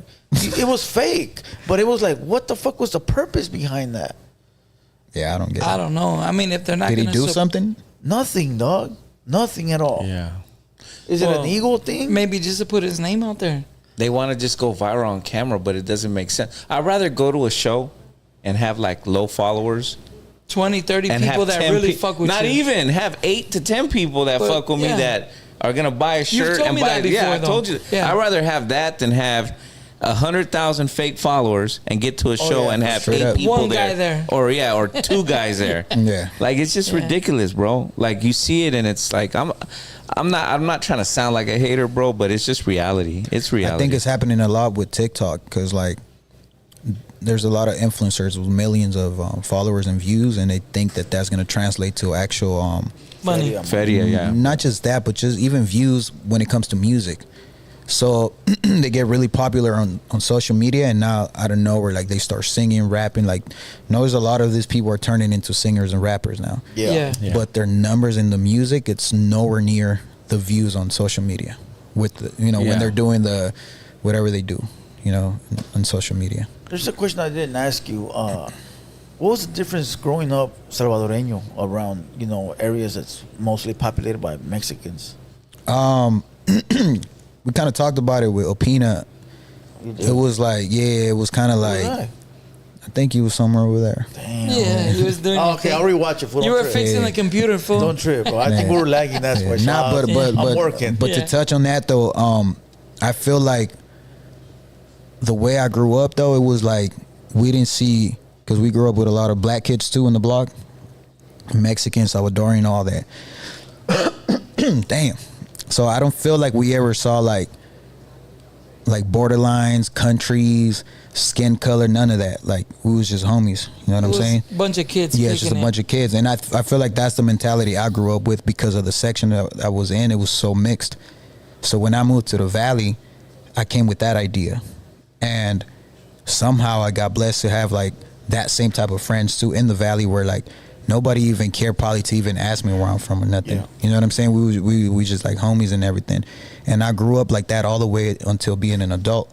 So I never like, to me, to keep it 100, bro, like that whole thing is like the most ignorant thing ever. Stupid. You know what I'm saying? It's stupid as hell because like how can I hate you because you live or you come from a different borderline? Like how does that change your character? You feel me? So then I never saw none of that, and I was a whole adult not realizing that there was a hate thing going on between different countries. You know what I'm saying? Like I really didn't see it. It's crazy. I didn't see it because me growing up and like since the younger years working with like the blacks and you know what I'm saying and all that stuff. Like they didn't treat me different either.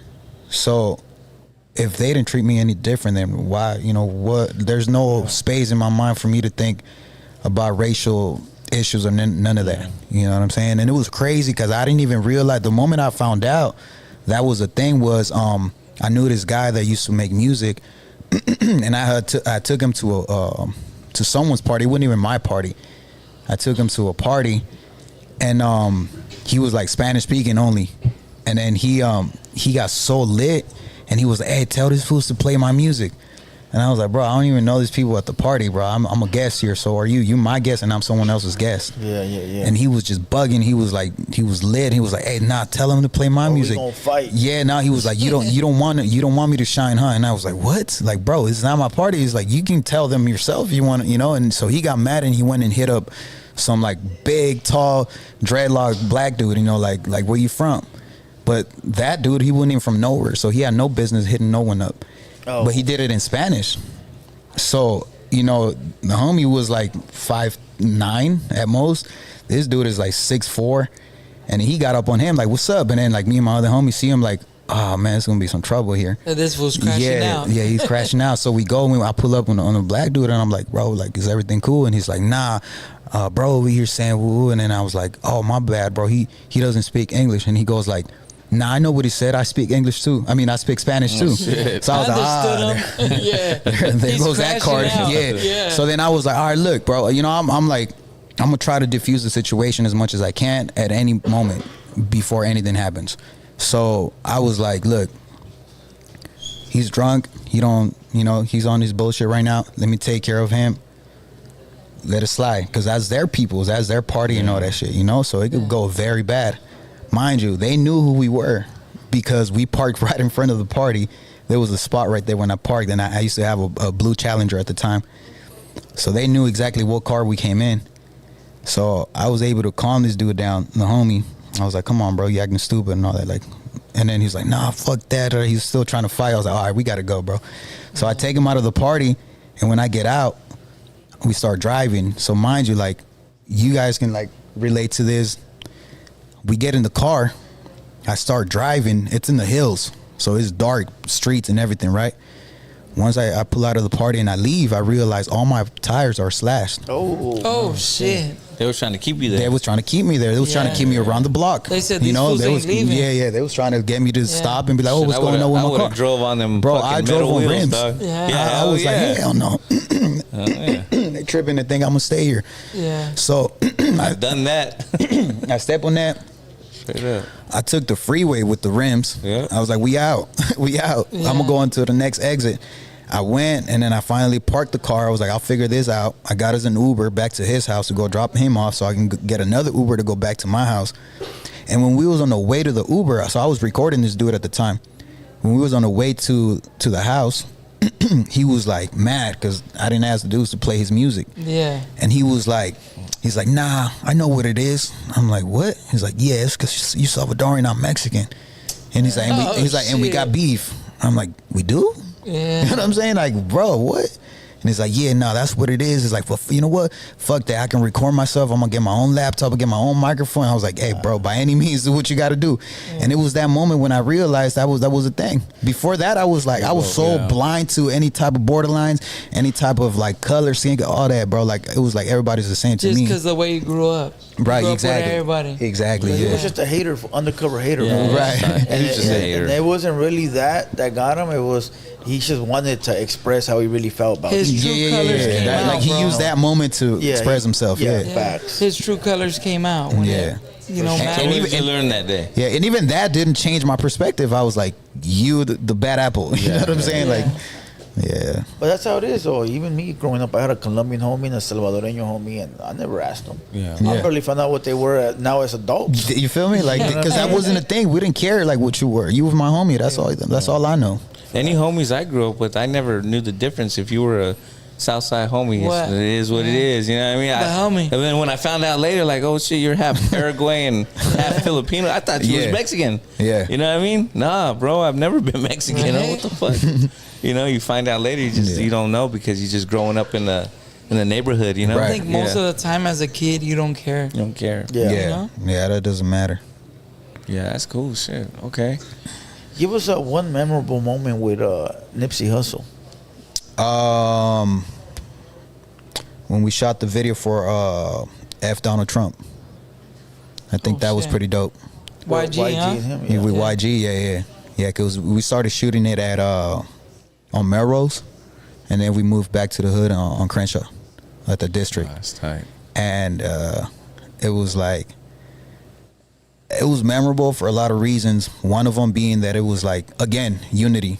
You know what I'm saying? Nipsey was all about unity, and he had in the video he had all type of Hispanic flags, every flag you can think of, Mexican, Guatemala, El Salvador, all that. And he had, hugging everybody, like he was really showing love to everybody. And then some other things happened in the parking lot of the Crenshaw store, the Marathon store, where like it was funny because something happened outside, and then Nipsey had went to the back of the store to go change for the next scene, and then in the front of the store it was just me, my boy Ruben again, his wife, and his son, who was just a little baby, and the store was packed inside. But after like a little something happened, everybody moved to the parking lot. And then I told my homie Ruben and his wife, I was like, you guys stay here because you got your baby, so stay here. So when I was telling him that, Nip had came out and he was like putting his shirt back on. He's like, where'd everybody go? And I was like, oh, such and such, woo-woo. And he's like, damn. So he goes outside and he's like, he went and like make sure everybody was good, diffuse the situation. And when it seemed like it was out of control, like he stood up for his people and he took control of the situation. And it was gonna get physically. You know what I'm saying? But that just like showed me how much like he really cared for his people. Yeah. And then the cops came later on the same day, and they tried to like, you know, because it was like damn near like a riot in the middle of the streets and everything. And they tried to arrest people and all that. And when they was trying to get like his people, he got in front of the cops. Him and J Rock and all the homies like hands up and like, all right, if you're gonna take anyone, take me first, and let my people go. So start here. Yeah. So I think that was like very dope from him. A leader. That's definitely memorable. Yeah. That's Frontline type thing. Hell yeah. That's Yes, a dope sir. story. Yeah, dog. that's dope. Hell Yeah, for sure. Yeah, because we don't have many people up here that even was in Nipsey's presence. You know Nah, what I'm for saying? real. Yeah, like It's crazy sometimes, bro. Like, I take it for granted, I guess, in a way, but not in a negative way. It's just more because, like you said, you know, I've been able to have these people like in the press and like in the same room and everything, have relationships, phone numbers and all that with them. But really, that was like our Tupac. You know what I'm saying? Yeah. And not like that was our Tupac of our generation. You know, like Well, yours, fool. I'm old. Yeah. No, I'm old. At the time, you but, don't really. but I'm saying living, because it's like the things that he did, while he was alive. I can't think of other people that did that, and I'm not talking about album sales or none of that. You know what I'm saying? I'm just like what I just told you right now. You know what I'm saying? Like I can't think of 5 artists that will do that for other people. The impressions he left is Right, different. the impact, not the money impressions. he made. 'Cause Yeah. he made money. A lot of artists make money, but the impressions he left behind are like, you know, undeniable. Right. And I think proof of that was his funeral. That thing was insane. You were there? Yeah. 22,000 people inside the Staples Center. Crazy. About 10,000 people outside waiting to get in. Whole entire city, Los Angeles, all his op neighborhoods, and everybody came out to salute him on his way Yeah, out. that was pretty It was a big. big But I thing. can't think All of that someone ballet. else that did Nah. that. You know what I'm saying? And I love Tupac. He's top 3 for me. You know what I'm saying? But truth be told, is the impact as far as like the people. Yeah, we didn't have Nipsey on like so many movies and all that. But the impact and like made a big impact, you know. It was big. He was in a movie because social media plays the camera role. Right. So he was on camera more than Tupac was ever on camera. True. You get what I'm saying? No, yeah, you're right. There was no that's- social media back then. That was his movie. Yeah. You know, or this was his movie. I say that not to take anything away from Tupac, you know what I'm saying? But just to emphasize that that's what he did for me and you know what I'm saying? People that witnessed his presence. So how do you feel the people that are like sort of disrespecting his name after death? Honestly, bro, like when it comes to that, one, like if it's not like, if I don't see it, bro, or hear it, like I just ignore that, you know, because at the end of the day, it's like people have their own opinion, but when you think about it, sometimes that opinion comes with a background. You feel me? It's not just like, oh, Nip was not good enough for these reasons. Like, no, like there's something behind it that's not allowing you to give him his flowers. And it is what it is, you know. If that's how you feel about Nip, then that's how you feel. But I think any logical mind and anybody that understands the importance of the humanity or the character that this man had understands that the impact and not, I mean, music too. You know what I'm saying? Like his music was crazy. Like, did he sell 250,000 albums? He was barely getting started. He was just barely getting started. You know what I'm saying? That was his first album. I don't care like how many mixtapes he had. That was his first piece of work that was considered an album, because anything behind, man, it was like, what's that? Count Out the Loot. He said his beat didn't even mix, but it's perfect. Like a lot of his stuff wasn't even mixed. Yeah. He was just putting music out. This was the first piece of work that he really put in all his work and artistry and, you know what I'm saying, like production behind it and all that. So that was step one. And, Hustle and Motivate is on repeat every day, dog. For me. Yeah, I just posted a story this morning with Hustle and Motivate. Yeah, you know what I'm that's saying? Like, so that's the jam right there. The homie. musical impact that he had was as big as the community impact that he had. So if you talk bad on Nip, at the end of the day, man, I don't think it's just something funny. you had.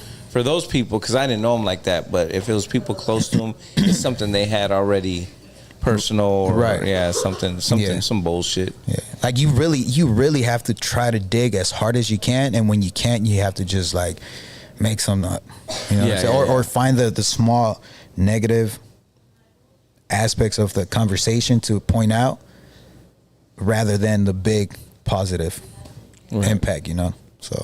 So you got we're gonna switch the subject a little bit. You got a tour coming up? Yeah. Talk about that a little bit. That's gonna be it's a tour called Duelo. Okay. With Nampa Básico. He's an artist from Colombia, and a big artist. He's big artist. Yeah, he's one of the biggest right now. Actually, he was on tour with Fade, who's one of the top dogs right now in reggaeton music.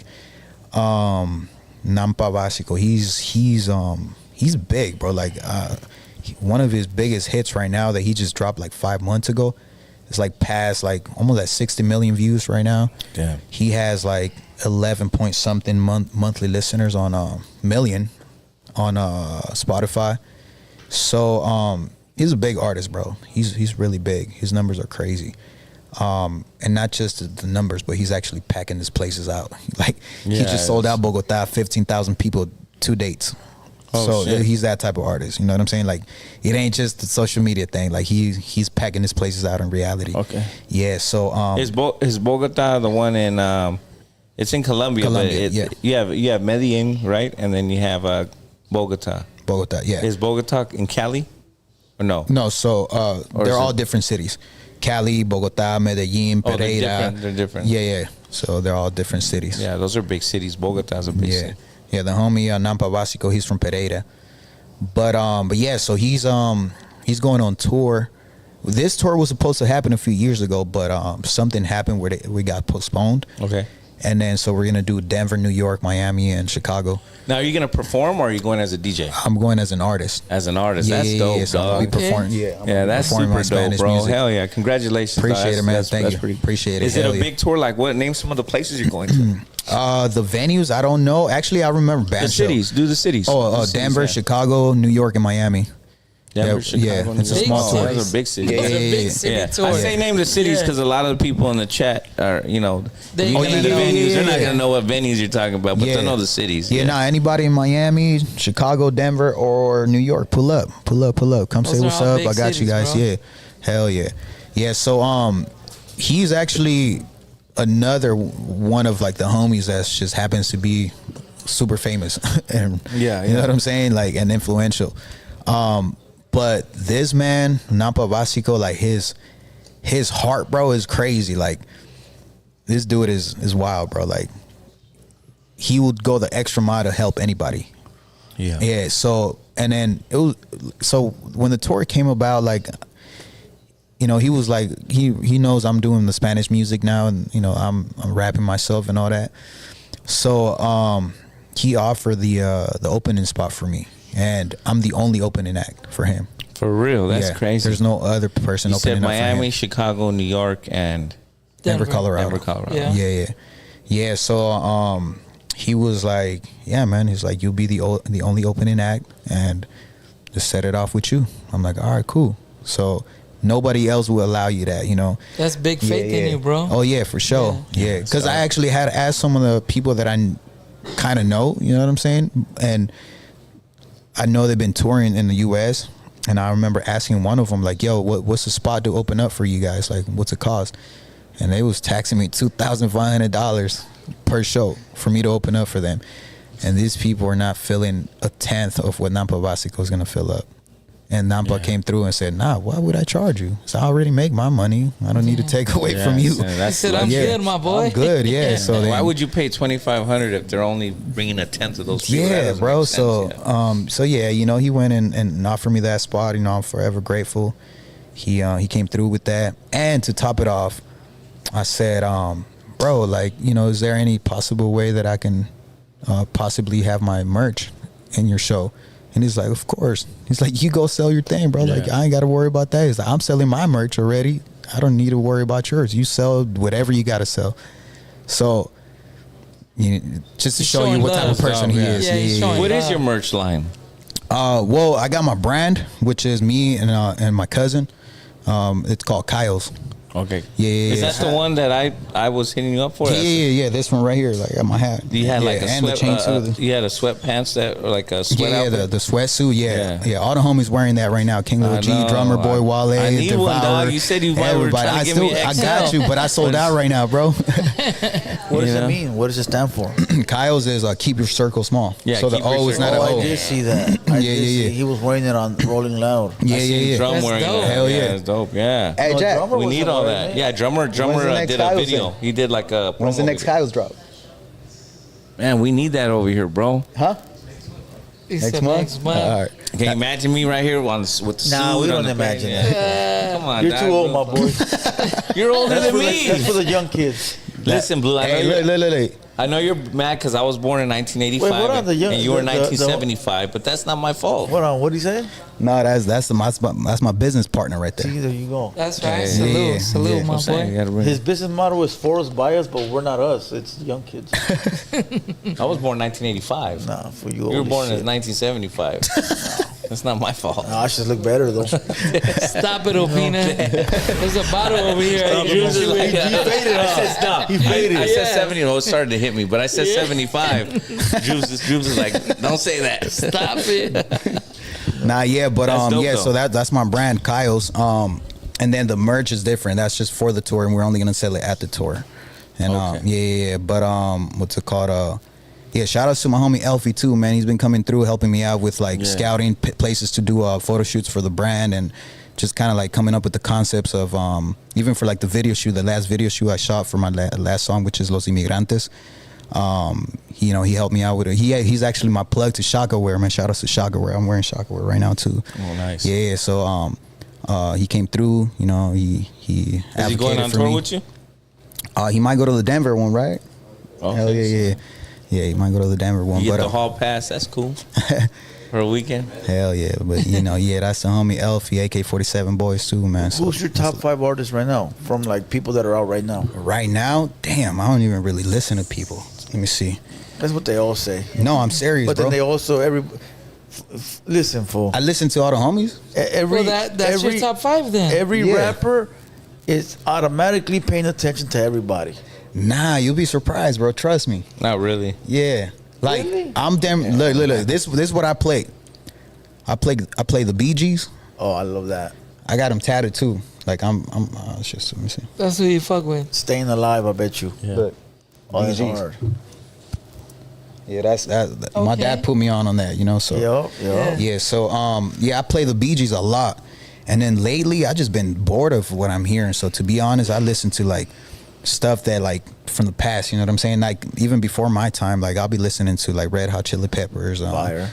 System of a Down, Fire. like all that stuff, and it just kind of like refreshes my ear before I go work on some more hip hop. You feel me? Yeah. So For let's sure. say from our culture, like the homies and shit like that. Oh yeah, for sure. That's easy. That's King Lil G, Devour, Drummer Boy. 2 more. Who else do I listen to? You're not on the list. Oh, fool. penis Stop it. Oh, nah. Stop it. He said 2 more. Over here. People look at me. That's like me asking what's your favorite podcast. Right. You're not on the list, Blue. Can he be top 6? Always on the list. Top 6. Can What's be the top I'm top always 6? a 6 man on everyone's All right, list. all Yeah, right, it's all so good. like I said, King Lil G, Drummer Boy, Devour, Young Drew, Little Plain, and Benz. There it is. Yep. Okay. Benz is a good artist. She's a beast. She's Yeah. a problem. Yeah. Yeah. She could spit. Yeah, I we be seeing her, you know. cooking up a lot of stuff right now, so we kind of like just took a little break. She had to get some medical situations established. Took a little break right now, but we working in the behind the scenes, and we're gonna really plug her up with some good music. What's that? She got it. Yeah. Oh yeah. Hell yeah. She could sing too. You guys haven't heard her sing too, but she could spit, man. Actually, I don't know any other female that can spit like her right now. To be She's honest, pretty tough. I think there's one that's pretty Yeah. good. She's from Texas. Yes, I was going to say the What same about one, LA? dog. Huh? What about LA? You going to say I am Lopez? Yeah, I am Lopez. Yeah, she's a From monster.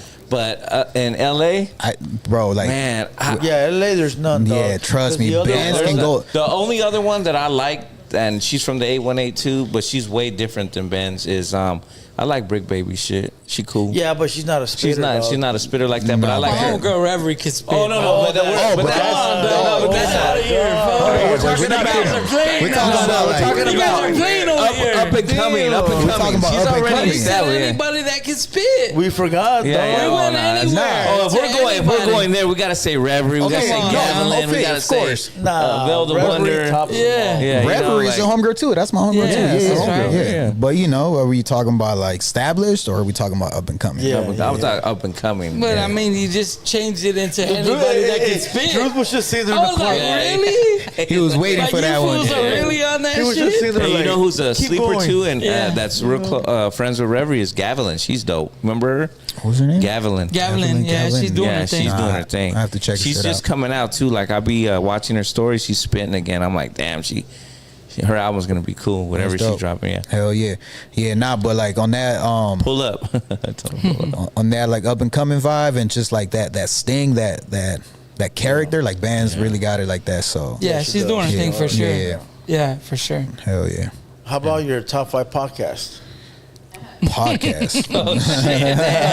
There's only 4. There's only 4 of us, dog. Homies, So that's only easy. homies. I mean, you can only choose from 4. So I mean, you're in the top 5. That's a fact. Nah, but everything, like even No Jumper, even like the homie Camp Capone. No, in our culture, who's your top 5? There's only 3. Yeah. So go ahead and choose. Man. Go ahead and choose. Nah, well, whatever. Like, who do you watch? Do you watch any podcasts? Nah, Do that's you the fuck thing with I was any of that? gonna say. Like, I'm not too big on the podcast game. Like, as far as like listening. Yeah. Apple, you don't listen to them like on Apple Music or Spotify? Nah, like, bro, like, look, I don't know like how many people feel like I feel, but like to be honest, I don't really have time to like even listen to music, bro. That's what I was telling you. Like, the only time I'm probably gonna listen to music is when I go to the gym, and that's about it. Like, maybe on the way to the gym or something like that. But like, other than that, I don't really got time to listen to no music, no podcast, like none of that stuff. And then at the end of the day, like, the only times that I've been able to see some of the stuff for on podcasts is like small reels.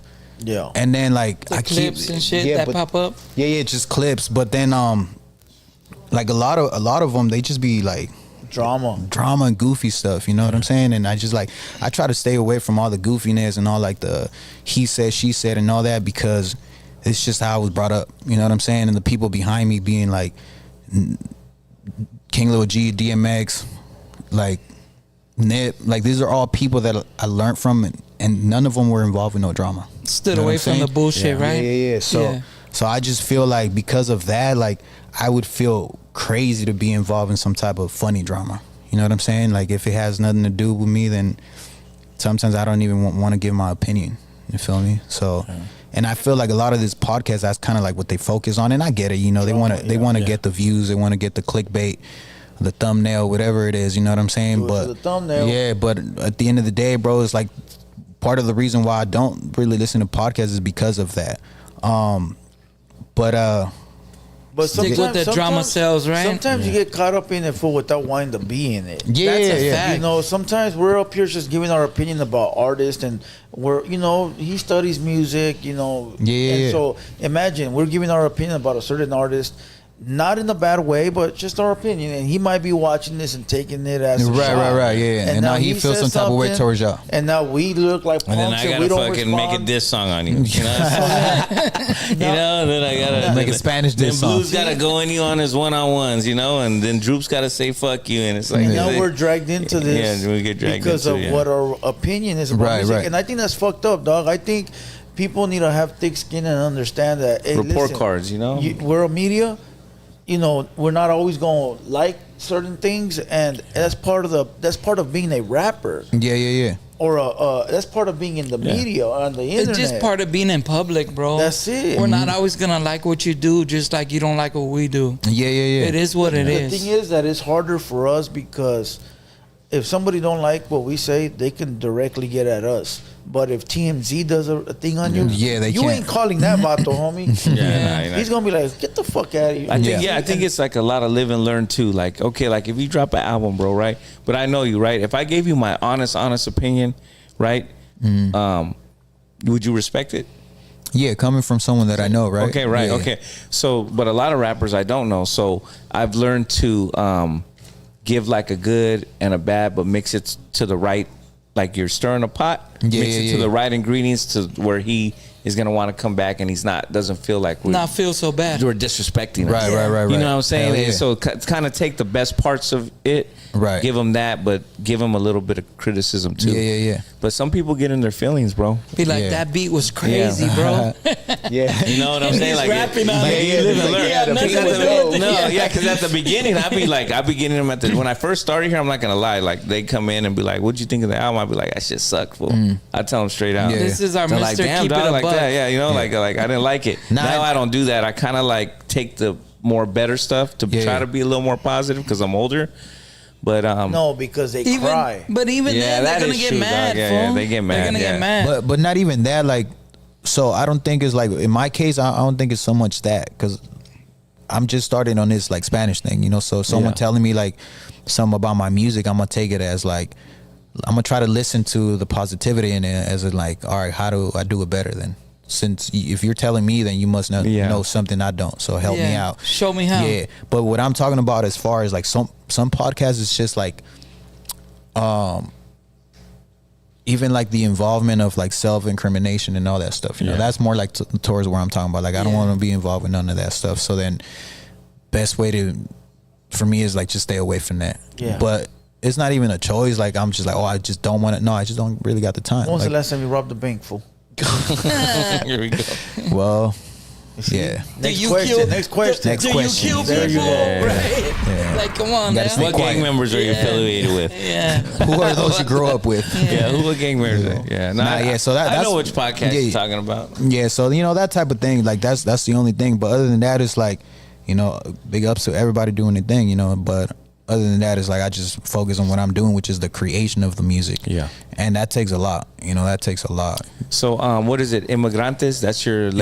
Immigrantes, that's the latest one, yeah. The latest one, yeah. Yeah, It's yeah. doing some numbers. I don't. It's in Spanish, so I don't really understand much of it. But it's got a good cadence. It's got a very strong message in it. The video's pretty dope too. Like I don't know if you've seen it. Have you seen it? The video? I haven't seen it yet. Yeah. Okay. Yeah. When you go check it out, you kind of see the concept of like me portraying like all the people that work in our community, with ice cream man, like busboy, palateros, all those the dudes. waitress, the cooks in the back of the kitchen, all that stuff. So this is the people that keep this country flowing. You know what I'm saying? Yeah. And I shot it at Shockerware too. Part of it was Shockerware, and then the other part it was up Northern Cal with the fields and stuff like that. Yeah, that's the latest song, and it's I guess a tribute to all my people. You know what I'm saying? Like I said, no matter what country you're from, like we got illegals from Africa too. You know what I'm saying? So it really just embodies everybody. You know what I'm saying? So a lot of us is like second generation here first or whatever, but like someone had an immigrant that came to the United States from the country. Yeah, for sure. Had to start somewhere, right? There's no way that didn't happen. Yeah, and somebody went through something to be able to get established out here. Some people are still going through it. You know what I'm saying? Some of them came last 2 years ago. So in my case, it was like I came in when I was 7 years old legally, but that visa expired a long time ago. You know what I'm saying? So I had to go through the motions too. Right. Process. You know what I'm saying? And I had to get that that treatment, you know what I'm saying, when it came to like even like school. Like when I was gonna go to college, like I wasn't allowed to get FAFSA or like any financial aid. You know what I'm saying? So if I wanted to go to school, I had to pay out of pocket, you know? And it's like somebody like me that in my early years, I started doing a lot of community service too, even as a DJ, and I started working with like the community, the city, the council member and all that. Like I got, at my house, I got certificates from like the mayor recognizing me for my work and all that stuff. And it's like you telling me like someone like me that has tried his best to really help the community and put something together, You know, like I work with MVCS as well. They feed 2,500 families a week, and we do every Halloween party. We do free events and all kinds of stuff. Like not to big myself up like that, but point is, it's like we work with these people hand in hand to like try to make this community better. You know, I'm working in the Valley right now, in the San Fernando Valley, and but that doesn't matter if my papers ain't right. I'm still gonna not Still have gotta go. Yeah. I still gotta go, or I'm still not gonna get the benefits of a U.S. citizen that's possibly not doing anything to better the community or themselves. You know what I'm saying? So I got to go through all that too, and so part of that is like my expression within music, and that song kind of embodies that whole thing I just talked about. Okay, that's dope. Mm-hmm. Now look here, I got a question. Your parents are still here, or they're in Salvador? My mom's here. My dad, he passed away in 2014. Oh, R.I.P. Hell yeah. Rest in peace. Yes, Now sir. look, they growing up is way different than the way we grew up. Yeah. How did they feel when they saw you doing music and not going to school? At first, like I feel like they obviously, you know, like the old school way of thinking is like school for everybody. But there's a point when they realize like, all right, cool, like do something that makes you happy and that you're good at. And they see what makes me happy. And like even my older brother, like at first, like he always wanted me to work with him and like his companies. He's very successful with what he does, but it's not my field. Passion. You know what I'm saying? It's not my passion. So it took a while, I feel like, for them to understand that it didn't matter how much money like these companies make. At the end of the day, it's like I'm gonna go and then hit the wall many times before I find my niche and be able to make my own money. And now that they see how passionate I'm about it, it's not even about the money. You know, it's not about how financially successful I am now. It's more about how passionate I am and how happy that makes me. Now it's like they see it and they can understand it now and support me with the full support. You know what I'm saying? Like go to the shows and post my music and just show love to everything I do, music related. Like be happy with you and shit. Yeah. Hell yeah. That's right. That's dope. Yeah, you got Because a lot of parents don't understand, fool. Ponte a trabajar, cabrón. Yeah. Ya estás peludo, Go güey. work, fool. Yeah, and if Yeah. you're like, I'm half Filipino, so you better go to school to be a nurse. A nurse, That's what they that's say, crazy. dog. Like, that's what they say, bro. You know what I'm talking about. That's that be something in the medical Male field. nurse? Or I'm in the medical field, like Man, a lot I of kicked film. that nurse out of my room if a man walked in. No, you wouldn't. Imagine No, a you fool wouldn't. walks in No, and you take your wouldn't. blood pressure, stick your tongue out. Get the fuck out of here when they put He that little said- thing. he Get said, the fuck out "Cough." of here, fool. No, hey, Blue, that must have happened to you. You had a bad experience. Sounds like a bad experience. Bring the hyena in, my boy. It's all good. He said, wrong nurse, wrong nurse. yeah. Bring the hyena in. You know? He goes, hey, I got to give you a shot. Yeah. Go ahead and Nah, Go he ahead and said- cough. Get the fuck out of here. He said prostate checkup. bend over. That's fucked up. Hell no. But you know, that's just, yeah, you know, most families want you to go get a job or do something.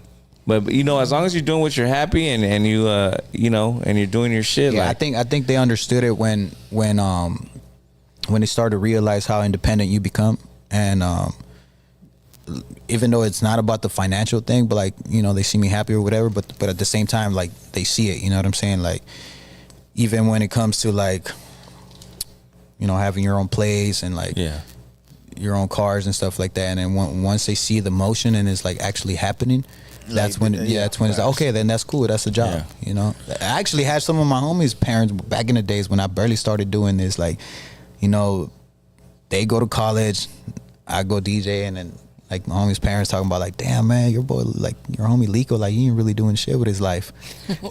You know, and that happened. Like I heard it. Yeah, and then like, you know, and it's like, it's not to throw shade because I'm not gonna say names, but a lot of these dudes is like they got 2 diplomas and they still working a job that has nothing to do with what the field is. You know what I'm saying? And they're not even at the same level as you are either. And the happiness, bro, is not there at all. There. They're frustrated about these jobs and all that stuff. So. Well, we just talked about it. We were right here in the side table talking about upgrades on our chains. Right. I mean, Yeah. I'm not a rapper.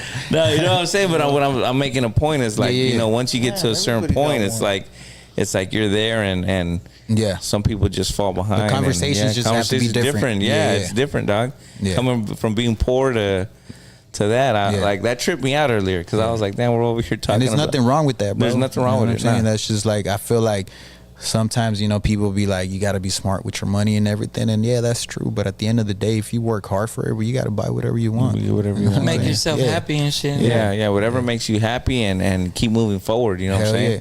And I was just telling my cuz too, like my pops is like, he taught me something that a lot of people probably think it's crazy, but at the end of the day, it's like, I get it. I see the point of view that my dad was like trying to tell me. And it's like shoes, car, whatever. Like, they see my car, like, you know, I had a Challenger, a stick shift Scat Pack, and then it's like, man, I tore that thing up. It was brand new. How when I got it, it's nice and shiny and everything. And then like 4 years later, 5 years later, like this thing looked like a piece of junk. It went through the ringer and shit. Man, but I had fun with that car. Hell you know yeah. what I'm saying? And then people were like, nah, why don't you do even my sister, why don't you take care of it? I was like, because I got it with my sweat, with my money. So it's like, I just want to use it to the full extent. Enjoy it, right? Yeah, I'm going to use it and abuse it. Sitting at the lot right now, excellent condition somewhere. Yeah. I came from the buses, so hell yeah, I'm gonna take my use wheel. it. And then RIP to that car. Like, it don't exist no more. But I had took fun all with them that buses, thing. dog. Yeah, and then the same thing with shoes or whatever. Like, people go like, man, I don't crease your shoes. Like, man, I'll take all my best shoes to the gym. Yeah. I'm gonna take them and I'm gonna have fun with them because I bought your them. money out of it, right? It's like they say, I wear my chains in the house. Who said that? Raffle Drake. I wear all my chains Even when I'm in the house. Yeah. That is true. Yeah. That's a fact. Hell, you gotta enjoy the fruits of your labor. Do you still visit the motherland, your motherland, Salvador? I went 2 years ago, right before my grandma passed away.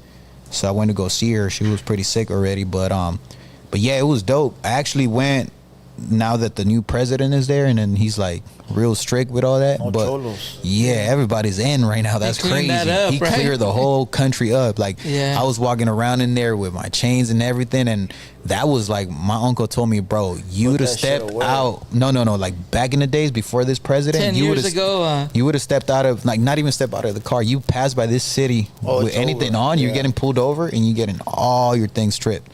So that was different. Like, El Salvador, like, right now is like a whole new country, and I got to, you know, see it firsthand, and it was wild. Like, we went to the clubs, we went to the beach. The beach has clubs all around the sand. Nice. It was crazy, man. Like, right now that's the place to go party at right now, to be honest. So since you're from El Salvador and those are your people, how do you feel about the jail and how inhumane it is to, you know, house everybody like fucking dogs and animals?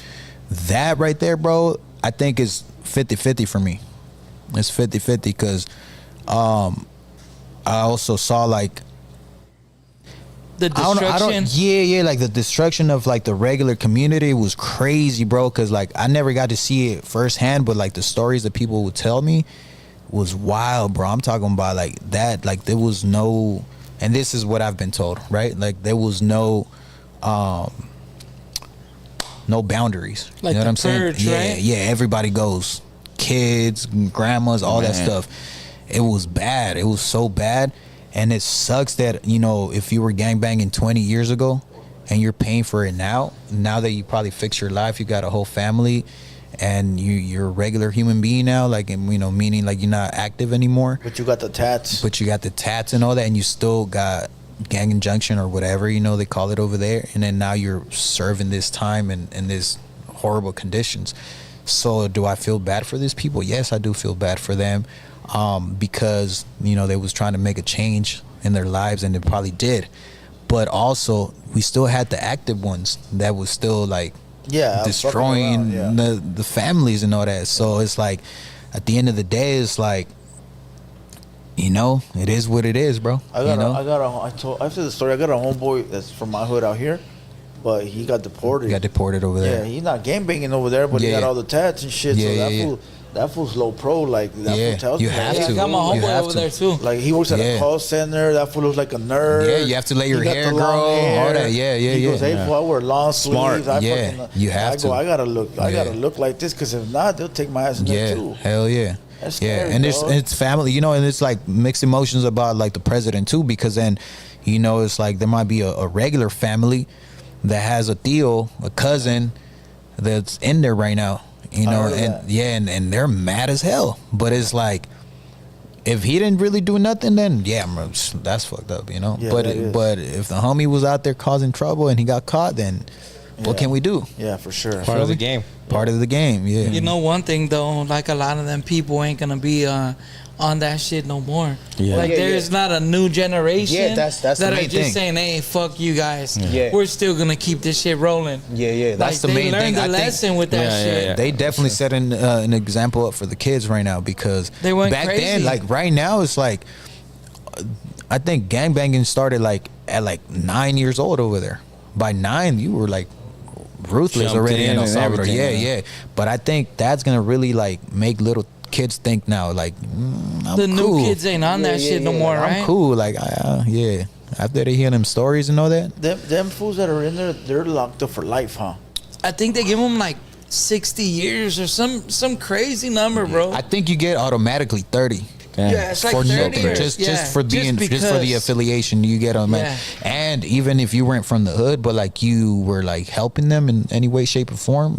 I've seen Diaz that went in there. Yeah. They got crazy numbers, bro. Yeah. Like just to start with, like, hey, let's just start you off at 30 and then we'll see where it goes. Yeah. Then we'll do the math. And it's like the same food, like just like some porridge every day. Well, the fools that No. get right now, they say that the people that are getting deported, like even back then, the ones that are getting deported, Yeah. right coming off the plane, They're jail taking them straight or over. free, Yeah. depending on how you look. Dog. Damn, Yeah. that's Well, crazy. when I was in the feds, like a lot of the fools were getting ready to go, like back over there, and they were like stopping all the tattoos, bro. They're like, hey, no fucking tattoos that show, like, don't get the hood, like, chill out with that shit.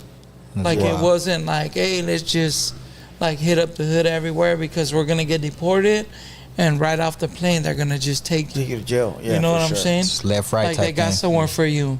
Yeah, You know That's what I wild. mean? yeah. And that's after you did your time over here and you're just going back to the land you came from, you know? Yeah, that's crazy. Yeah, that's bro. crazy if you do your time here and then you go over there and then you still get snatched for the 30. Well, they just took the whole plane. What was it like? Well, From before Valenzuela? fool, they used to deport you just to Mexico. Yeah.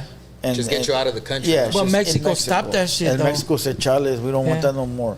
Like before, homies used to get deported into Mexico, and no matter where you were from. Yeah. From Just Colombia, straight to fool, Mexico. and you're going Yeah. to Mexico. How far is Yeah. that from here? Ecuador. Yeah, Boom. fool, Mexico. Yeah, Yeah. Even when you would get caught crossing the border and you were an illegal alien, you could be an illegal alien From China. from India. Fool, Yeah. yeah, and they would just drop you back into Mexico. Well, Mexico stopped all that because shit. you know why though? I was there when that happened. Because if you're from India, now you got a chance to come back again. Yeah. Try it the next day. Now it's too Try it the far to next go. day. Yeah. But if they send you back to India, well, now it's gonna cost you a gang of money to get back Yeah. to Mexico. Yeah, you're not Crazy coming ass back trip. after You're that not one. coming Yeah, it's a back. long trip. Yeah, for sure, Yeah, that's crazy though. for sure, for sure. Yeah.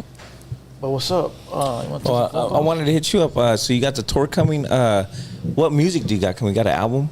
Anything new? Nah, I don't want to drop an album yet until I build more of a audience. So you're just gonna do singles? Yeah, I think. Matter of fact, I recommend that to anybody that's up and coming. Like, stop dropping albums Okay. for like all 10 of your friends. Like, Are you that's- gonna- You're right. Yeah, it's such a Yeah, waste that's of true. talent, especially if you got talent. You know what I'm saying? It's just a waste of money, production, and all that. Drop some singles. You know what I'm saying? Yeah. Focus on one music video, get some marketing, some promo.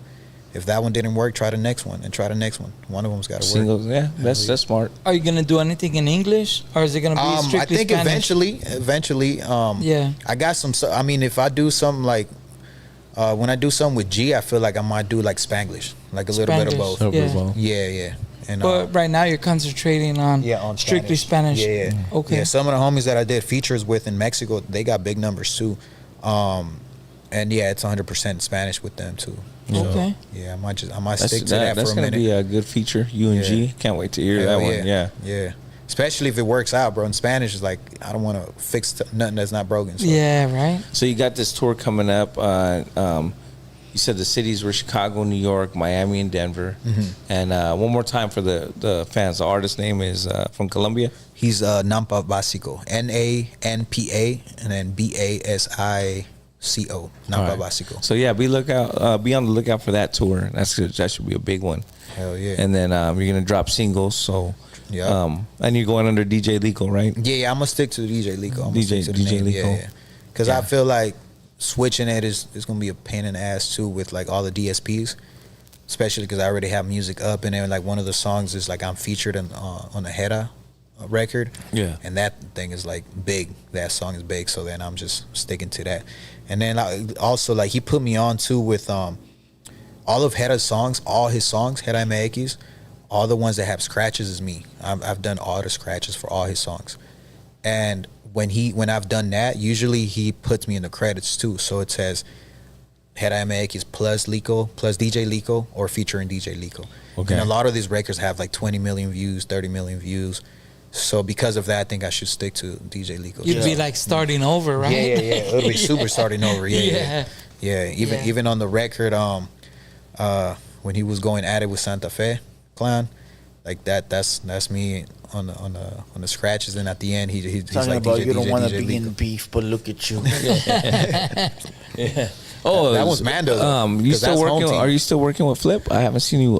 You were like working before a lot. I haven't seen that. That was more like the homie. We weren't really working. Oh, okay. Yeah. I haven't heard from him in a cool minute. Though. A cool minute, yeah. Yeah. I don't know where he's been on. Yeah, I need some of them beats. King Lil G, fool. Hell no. He just dropped a record. That doesn't mean they're. No, it's an album. They should drop an album. They should drop the album. What's the album called? It's called The Streets or something, or the Elfie. What was the album called? The Street album, right? The new King Lil G. Yeah, it's called The Street album or something like that. Yeah. Yeah, for you, the DJ, you over there kicking it with the squad, homie. My squad, AK-47. Yeah. Yeah, that's my squad. He over there dropped the album with, Did you help in any of that DJ production? Flip. I did some writing on the Spanish record with Hera. Okay. Yeah. He's trying to change the subject. No, it's still about It's still about it's still about it. Yeah. It's the last song in the album. It's featuring Hera and Darius, another big name in Mexico. You weren't around when they were dropping that album? I was around where it was being made. Okay. Yeah, but once it got made, it's like game over. Yeah. All right. Yeah. Is that how it is, though? Like nobody, Hell yeah. You don't build a bond with people. If it's bondable. Okay. Yeah. But if not, it's mostly just business. Yeah, business. I'm trying to trick you, fool. Let's move past that. Let's go. Welcome to the gangster party.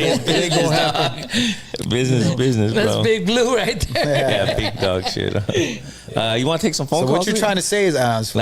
You want to take some phone I will calls? do that to you. yeah. Nah. You down to take some phone Hell calls? yeah. You want to set it up, Blue? Yeah, let's set it up. I'm gonna Or take read some phone comments, calls. or Droops, go read some comments because I might read the fucked up ones. That's the only ones you read. Oh yeah. I can't even see it on there. Let's see here. They're going crazy in the comments.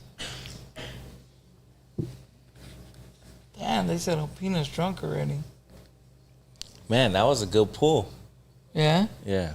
I Okay. think so, yeah. What else we got? He said, Opina asked some juicy questions. That's crazy. Guys are crazy. The word juicy. Right? The word juicy. Salute. All right. Salute to everybody that salute to everybody that contributed to the The raffle? We're going to do Yeah. it at the end. Yeah, we got the raffle coming Unless you up want at the to end. spin it really quick or at the end? At the end, huh? At the end. At the end, Yeah. we'll spin it. It'll be dope at the end. Hey, to everybody in the chat, hit the like button real quick. Damn. Press the that's like crazy. button. Damn, they said Come on. Opina stay sober. I'm not even drunk. Hey, they asked a question. They said, ask about working with DMX. What was that like? Big dog. Yeah. That was dope, man. DMX he reminded me a lot of my dad. He was funny as hell. But he was like, you can't mess with him at all. Like, DMX was like He's a Serious monster, dude? dog. Yeah, he's serious. Yeah, DMX was dope. But he showed me a lot of love. I think DMX was probably one of the dopest persons I've ever worked with. And he same thing, bro. I think every artist I've worked with started as business and turned into like a cool like friendship. And that was one of them for sure. I actually took DMX to one of King Lil G's parties. You know, he throws that legendary Halloween party every year. Man, I don't know nothing about that, bro. Oh, okay. I'm just kidding. I'm just joking. That. Yeah, so I don't got no footage. One time I forgot what year that was, but G did it on a yacht, And then that was a big one. I remember. He was there. DMX was there. Hell that one. Yeah. Yeah, that one was crazy because it was on the water, you know, and I hate water too. I don't know how to swim, so so I told DMX to pull up to the party, and he was like, "Nah," he's like, "It's on a boat." I'm like, "Yeah," and he's like, "Nah, I'm cool." And then he ended up pulling up still, so he had a blast over there. But yeah, I introduced him to G, and besides that, it was dope. It was just good vibes with him every time. A lot of funny moments, a lot of serious moments, but just DMX is DMX, bro. You know what I'm saying? He's a legend of the music. So top 5 all time. All time. Yeah. Yeah. So, you know, being able to work with him like in person, you know, I think it was pretty dope. Yeah. And I think I'm underestimating the situation, or like, yeah, you know, but yeah. Is he in your top 5 with like overall? Oh yeah. Like we'll say the black culture, right? Yeah. Hell yeah. Who are your top 5 there? Nipsey, Tupac, Nas, DMX. Who we put in 5? Nas, DMX, Tupac, was and Nipsey. That's a good 4. That's a sick ass list. Yeah. Snoop. Okay. Snoop. Yeah. I was waiting for you to say Snoop on there. Yeah. I was like, because he mentioned them earlier. Yeah. I was like, I've been to okay. Snoop's studio a lot too. Like that's the big homie right there. How about Dre's studio? Yeah. What's up? How about Dre's studio? Dre, nah, I never been to his studio. Hey, the number is listed on the screen. All right, 213-770-7838. Go ahead and call in 213-770-7838. Call in. What about the sponsors? Nah, No. not tonight. Someone said Salute the Master P sponsors. top 5. Stop it. Who? Master P top 5. Stop it. Yeah, That's Blue's he's top my 5. top 5. Top 20. Nah, top 5. Salute the 50. sponsors though. Real shit. Yeah, facts. Wearing a vest with no shirt is part of the. No, they go crazy. They on go the- crazy, bro. You gotta watch them comments. yeah. Because bro. last that time you was wore last that vest, the Tupac vest. Hey, someone said, They- tell Blue Paul didn't die. Paul, who's that? Oh no! Well, that was a person. Unknown caller. No, it's not unknown. I can see over here. 626. You're in the building. Yo, what's up? What's up, DJ Lico? Yo, what up, bro? So I have a question. Talk to me. You know what? Are? Do I know who? Do you know what high waters is? Like with your pants? High waters. Yeah, Nah. the pants for that are like they're like tall like that. No. You seen high waters? Yeah. Yeah. Like when your pants are like above your ankles. Oh yeah, Like when you're yeah. standing. Yep. Look over at Opina's jeans real quick, bro. Do you approve of that?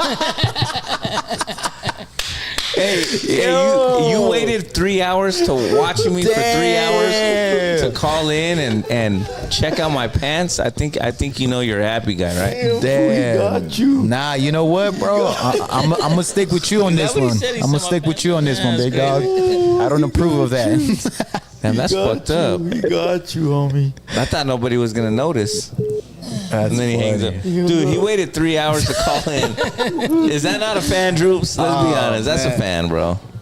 Just to call in and talk about my pants, like that means that he checks me out, bro. That's Was that creepy the as What I'm fuck. saying. It's gotta be crazy for him to be looking at That's you. creepy as wild. fuck, bro. The Like, you camera fucking angle watch gets me it on from that. over there. That's crazy. Damn, I mean, I'm ugly, bro. I'm not even sexy. I don't know why you be checking me out, dog. It's crazy. That's crazy as fuck. Damn, I checked my pants. I thought he was. No, gonna but go like on me. I that's was what I'm like, saying. Hold up. Yeah. Unknown caller. Well, you got the same ones on, but they just not. Now he trying to throw you under the bus. No. Stop it, homie. Stop it. 213. You're in Yeah, I the wear building. my pants a little bit, fitted now. My bad. I noticed you went in on Tommy Guns, but you didn't want to go in on Boss Gang 21. You went in on the kid, but you couldn't go in on the boss, huh? Oh, Who is shut that? up, bro. Who is that boy? Hey, listen, as a matter of fact, moderators block that lame. He's in the chat. He wants free promo. Was that him? Yeah, Was that's him? him. That was Fuck him. that guy. dude. Block him, please, when you get a chance. Get him out of here.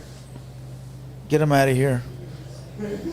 Yeah, that fool running around wanting free fucking promo. Get the fuck out of here. You're not that important, dog. Fuck, dog. Yeah, forklift I'll have a DM war with you. You want to have a DM war? Fuck, Fuck get the fuck out of here, bro. Fucking weird. You go unplug it. Oh shit. You unplug it. Oh, okay. It's fully charged. Let's just drop it. All right, the number is listed on the screen, 213-770-7838. Oh, here we go. Unknown caller. Paris, you're in the building. What up? 951. What up, BD? What up, what up? What's up, Opina? What's up, Troops? What's up, What's big dog? good? What's good? Native Hustle on the chat. Salute, my boy. Salute. Hey, DJ Lico. Yo, what's good? What's up, man? Hey, I was just calling in, bro. Like, appreciate you pulling up and telling your story, man. It's pretty dope. You know what I mean? A lot of people really don't know the DJs, dog. You know, they only know the artists and shit that are performing and stuff like that. That's love, man. I appreciate bro. Hey, what's your favorite Nip song, homie?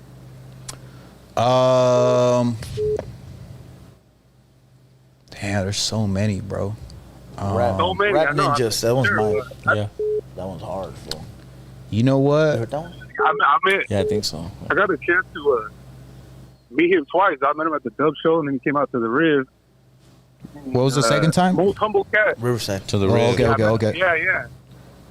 Yeah, I met him at the Dub Show, and homie was different, bro. Like, I'm not a big fan of, like, you know what I mean? Of, like I like music and shit, fool, but homie had a different.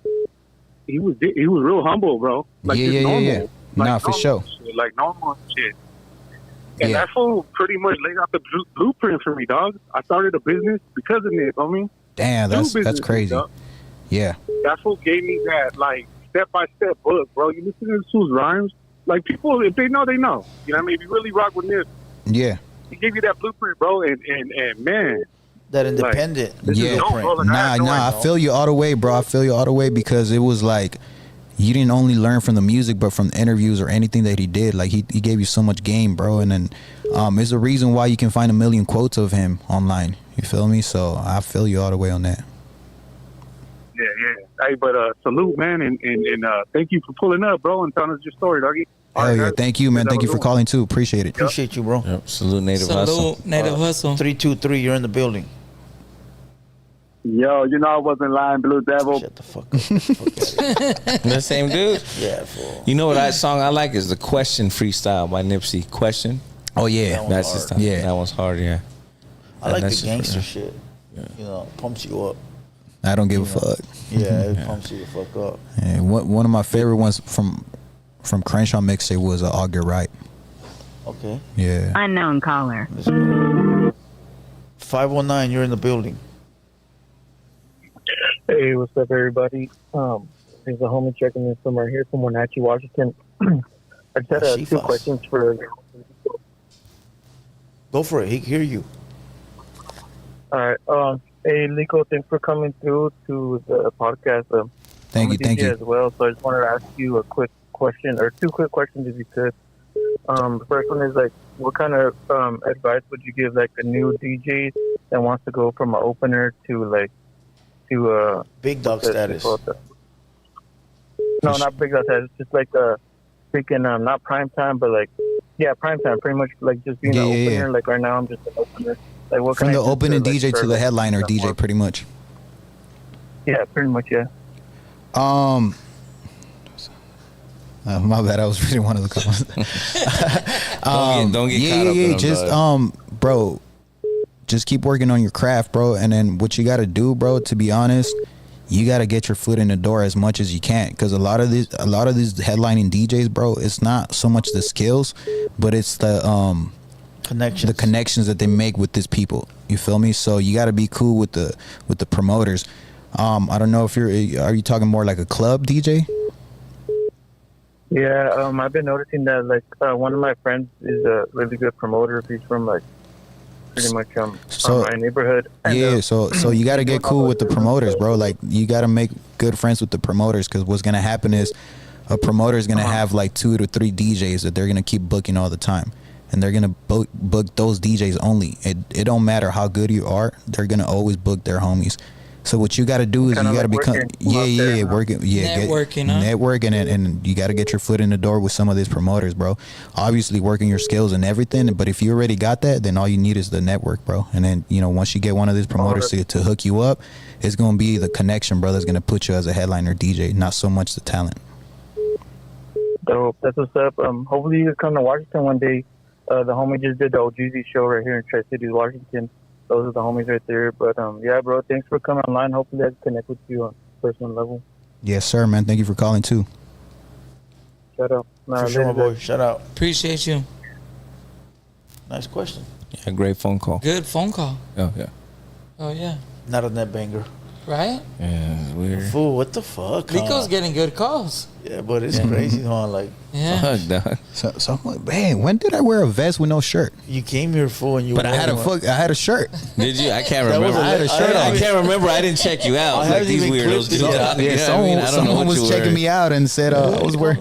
Huh? Who were you? Came with Benz. No, the first time.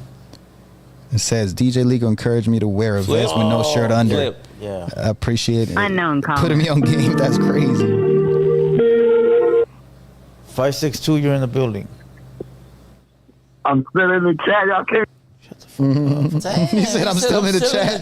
Is that him? We got no moderators in there? Yeah, we do, but he probably got a bunch of fake accounts. Fuck, Damn. dog. That's too much work, bro, to be stalking us, bro. Yeah, está muy grosso, güey. Fake accounts and fuck. Appreciate Unknown the caller. support, though. 661, you're in the building. What's up, big dogs? What up, what up? That's good. Yeah. You ever think about doing a song with Mozzie? Well, Mozzie. Mozzie? Hell yeah. Mozzie's dope. Yeah, Mozzie, hard. the black artist? Yeah. He's hard, man. Hell yeah. I actually got his phone number, so that might be one that we would have to reach out to. Yeah. Hell yeah. Oh, hell yeah. That'd be hard, I got that one too. Yeah, where you calling from, bro? Hey, you should bring... What's up? Where you calling from? You never know. San Fernando. Oh, hell yeah, bro. That's up the street. Yeah, bro. Hell yeah. Blue Devil. Nah, fool, don't ask me nothing. Let's go. Next going in on you, Blue. You knew something stupid was coming. You felt it, Yeah, fool, get out of here, dog. I'm not the fucking guest today. I'm not the guest. All right, numbers on the screen, 213-770-7838. Go ahead and call in. Numbers on the screen, top left, 213-770-7838. Let's go. We some comments. Damn, No, maybe the some comments is funny. He said the Funny, comments yeah. are funny. They go crazy, bro. I'm Yeah, they trying do. to think when I wear a vest with no shirt on. Sometimes they just go crazy. You wore a bro. vest. I just don't I remember the if you- vest. I don't- just don't. I had a whole shirt on there. I think. I hope. It's funny. He said, I didn't come in the summer. Yeah. Hey, Blue, you were like, Unknown caller. you could come on, but you had to bring the vest and give it to him. I told you that. I told you that. I should have brought that. That was the last time I wore that too. Yeah, I told you that. Yeah, I was like, tell that fool to bring the vest. We'll hang it in the background. It'll be over there. In the other room. The infamous vest. Unknown Let's caller. go. 210, you're in the building. What up? What's good? What's good? Blue Devil, what's good? What's good, Opina? What's good? What's the deal? What's good? What's the deal? DJ Lico, salute, respect. What up? What up? What's good, Salute. man? Appreciate it. Hey, man, so with you working with these artists, man, you know, do you have to come through like in a different approach? You got your own style, you know what I'm saying? Do you tell them, hey, you know, this is my beat, this is what I work with, it's my flow, tempo, you know, with the soundboard, with the mixing, producing, like, is it, do you get hands-on or do you gotta accommodate to the artist, whoever it is you're working with? Nah, so I've had the freedom to be able to kind of choose my work style and the equipment that I want to use and everything. And I think it comes with the trust that they have in me, so they allow me to be able to damn near take the lead on that. So when it comes to shows, for example, when it comes to shows, for example, we have what we call a technical writer. So we'll send it in like a month in advance before the show, and then that's where I write exactly what I need for me. And so the artist gets to focus on himself and be able to just come out on stage and perform, and then I focus on everything else. Yeah, everything else that goes behind him. Yeah. Hey, so you prefer the new style of the turntables? You never said, man, I'm gonna go old school. You know, I'm gonna use this, you know, because it's traditional old school, you know, records. You know what I'm saying, with the scratch and everything. Nah, I actually like the old school stuff better, but I don't want to be carrying all the crates and all that. So Hey, yeah. get Opina to do it, dog. He'll be a great guy, dog. Damn, you checking me out too, huh? You know I gotta throw that in, Opina. man. You know I gotta throw that with that grandfather album. What is Say it? it The to my Over 50 face. album or what? Say it to my face. You sound like Tommy. You sound like Tommy. Don't talk to me on the phone. Hey, much respect, dog. I'm right there with you, dog. I'm right there. I know you fucking with me. Salute, homie. That's a good phone call, man. dog. Have a good one, Blue Devil. Hell yeah, appreciate it, man. Thanks for calling. Appreciate you calling. Damn, grandfather album. Damn, he told me to fucking go lift the crates for you. Yeah. Chauffeur. That's no, what do they crazy. call that? A butler. Butler. Like a butler or fucking you know, at the Ritz-Carlton they have butlers. They still do? Okay. Yeah, I'm pretty sure. Yeah, a few years back for sure. Hell 2 yeah. years back, yeah. Nice. I need one. Comes with a That's butler. that service. Yeah, that's a good service. I need one at home. Mr. Belvedere. Mr. Belvedere, that's classic, huh? Oh, that's a good show. Damn. You're taking it back, dog. All right, we're going to take one more caller. Go ahead and call in 213-770-7838. Somebody got to be the last caller of the night. Come on, run it up. Mr. Belvedere, huh? Damn, Yeah. I remember the last episode when he left. What show's They had that? Bentley too, right? Bentley after the other show. That's the one that Marilyn Manson was. He was in that, right? Mr. Belvedere? Marilyn Manson was there. He was a kid. Was he? Yeah. Yeah. He was the kid. That. Oh, was he? Yeah, but he grew up to be, to what he is. Doing his thing. Yeah, but he was on that. That's the name of the show? Yeah, but it's from Mr. Belvedere. Yeah, he was a back. butler who came from like England. Yeah. And then he ended up living Mr. with him. Belvedere had Marilyn Manson in there for sure. He did. That's crazy. I didn't even know that. See, we're talking about some old Oh, I shows. remember, yeah. You don't remember Green Acres, Stanford and Son? Yeah, Stafford and Son. Unknown caller. MASH. Mash, Taxi. fuck, dog. 820, you're in the building. What up? What's up, Blue Devil? What up? What up? Nothing, man. I just want to say I appreciate what you do. Shout out to all Mexicali, a la raza de Ensenada, Tijuana. Nada más quería felicitar a todos los que están ahí en producción, doing your thing, And thanks for all the laughing. I appreciate you guys, okay? Have a good one. That's Hell yeah, right. much Gracias. love. Gracias. Appreciate you. Estamos. Échenle ganas, morros. A ver cuándo se van a ver para cuándo vamos a comer unos burritos de camarones allá en Ensenada. Jeez. Simón. Let's go. Simón, ahí te guacho ahí en Mexicali, Blue Devil, ahí para que vamos a comer tacos de perro en el ferrocarril, güey. El otro día estaba viendo que... Flautas. El otro día ayer creo que estaba viendo que Mac China, he got tricked into eating... yeah, China Mac. Dog meat. China Mac. Whatever his name is, I'm sorry. China Mac. No, China Mac. Yeah, I know. Yeah. Y estaba pensando que when I was in Mexicali, ahí there's a spot que se llama el ferrocarril, but they changed it to ferrocarril because they found out that they were serving a dog. Simón, estaba gacho eso. Yeah. Definitely heard of that for sure. Yeah. Pero anyways, have you been there? Nah. I love. Yeah. What's good? Pero anyways, Mexicali, everybody knows everybody in Mexicali knows that shit. So I'm not talking smack on the city or anything. I love the city. Cachanillas are the best. I love the city. I'm planning to go back and visit it again, Hell yeah. That's right, homie. Simón, Gracias. Yeah. A ver, ¿para cuándo vamos a Ensenada también? Pero vamos a ir con la pechorona bien puesta. The best. ¡Chao!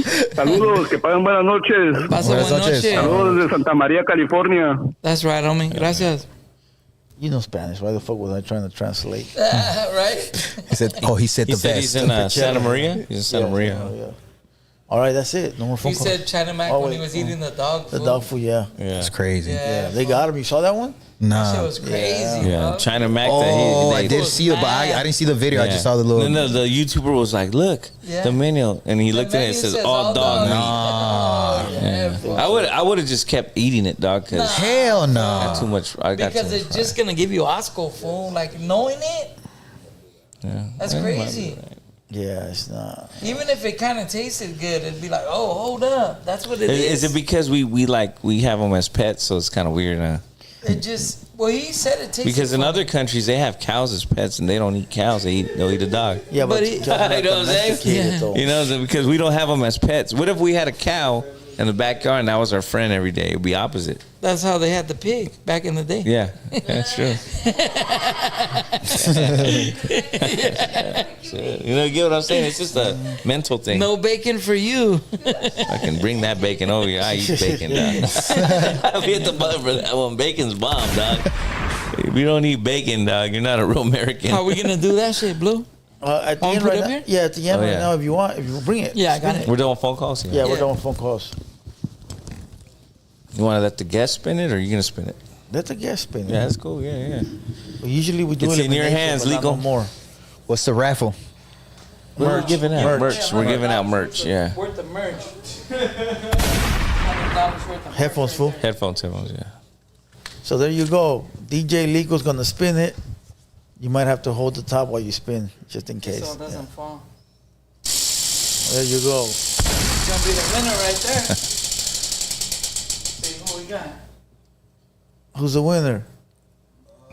Nefarious. Nefarious. Yeah, he's always winning shit, dog. It's rigged, homie. It's rigged. Damn, dog. Won, fool. It's rigged. You won again? Yeah. Nefarious. Yeah. That's the homie that been here? Yeah. It's the homie, fool. From Nella? Yeah. Hey, nobody knows, but we wrote his name 10 times on there. Okay. That's the homie. It's rigged. Shout out to Nefarious. Want to give a second one or not? Nah, that's it. Just something easy. We'll do one. Light? We'll do one every show. Okay, There one you every go. show. We'll do one every show. Nefarious the pull up. winner. He pulled up I'll take it like to a him month on the way ago. home. I'll take it to him on the way home. Yeah, he pulled up like a month ago. You got it ready? I'll No, take it on the way home. no. I'll just have him pull up, Okay. so he can just pick it. Okay. That's cool. All right, end this. Nefarious is the winner. Salute to the homie. Yeah, salute to homie, yeah. Man, I appreciate you coming, dog. I wanted to get that out the way. I didn't know a lot about your upbringing, so that's why I brought it up, dog. Hell yeah. I honestly thought you were Mexican this whole time, bro. That's what I'm saying, bro. Like, I don't questions. even ask those questions. We partied a bunch of times at parties and shit, and never Any asked that parties? Nah, man, come on, man. You gotta Always be trying to get specific. something. He's always trying to get something crazy. You know what I gotta mean? be specific, my boy. I said mansion That's a parties. clickbait. He said industry parties. Industry Now you're gonna see the title Opina and DJ Lico talk about Diddy parties. That's Link crazy, up so at- crazy, bro. Nah. You know, but it's questions we don't even ask because Not for real. we already, you know, It's homie at a shit. certain level we at, yeah. Yeah. But yeah, man, it was good, man. I learned a lot today, dog. You know, Thank you, and bro. man, happy for you, dog. You're grinding, you're doing it, and Thank you, how appreciate it. you're reinventing yourself and doing something even bigger.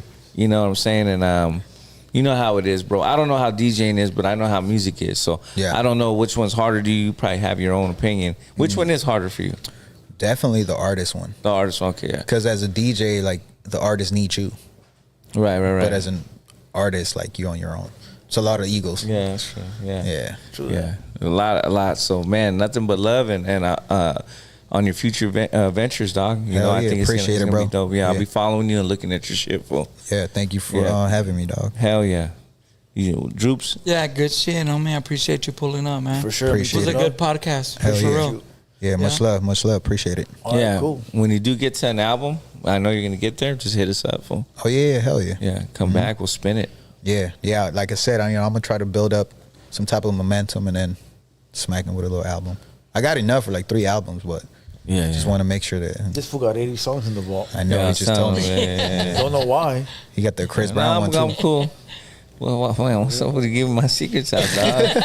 That's crazy, bro. I got Fool, the you're Diddy gonna feature. die and those gonna be in the fucking That's vault. cool. You know who's gonna release them? Hey, we talked about that. You know who's gonna release them and get the royalties? What? Lil Green. Fuck, man, Little Green's gonna rob your ass. That's cool. That He fucking said white he's gonna man. be dead. It's gonna be White dead. I'm man. gone. Yeah, He's gone. it's already in my will. It's Lil free. Green, you get everything. I might give a couple to you. What the fuck? You don't leave everything to that I'll white give man? you a couple to you. All right, salute to everybody in the chat. Don't listen to this fool. He faded. Nah, I'm not even Little close to Green, that. that's not a contract, my boy. Yeah. Damn, you don't like Lil Green? We gotta bring him on. Yeah, we do gotta bring him on. He's a legend. Yeah, we gotta bring Lil Salute, Green on. salute. Yep. He's a legend. Salute Lil Green. With that being said, appreciate you being here, big dog. And Appreciate whatever you need, having we're me. here to help. Yeah, and that's it. Salute That's to it. everybody. Like the video, and we're out. Let's go. Nefarious is the gotta winner. Be grateful. Yep. You need haters. What is you complaining about? What do you think a hater's job is? To hate. So let them do their goddamn job. Put the is you complaining about? F16 kill the track with the mix. Yeah, they can hate on me. Got a reason why I always keep the flame on me. And I'ma do it till I'm done, ain't no brakes on me. Break me down, hell no, that's what you ain't gon' see. Blue devil on my shoulder, he just spitting the facts. So be careful how you moving, ain't no running it back. Southside, hey, the world where the real ones at. Them 200 boys reppin', logging in from the trap. Better log in, homie.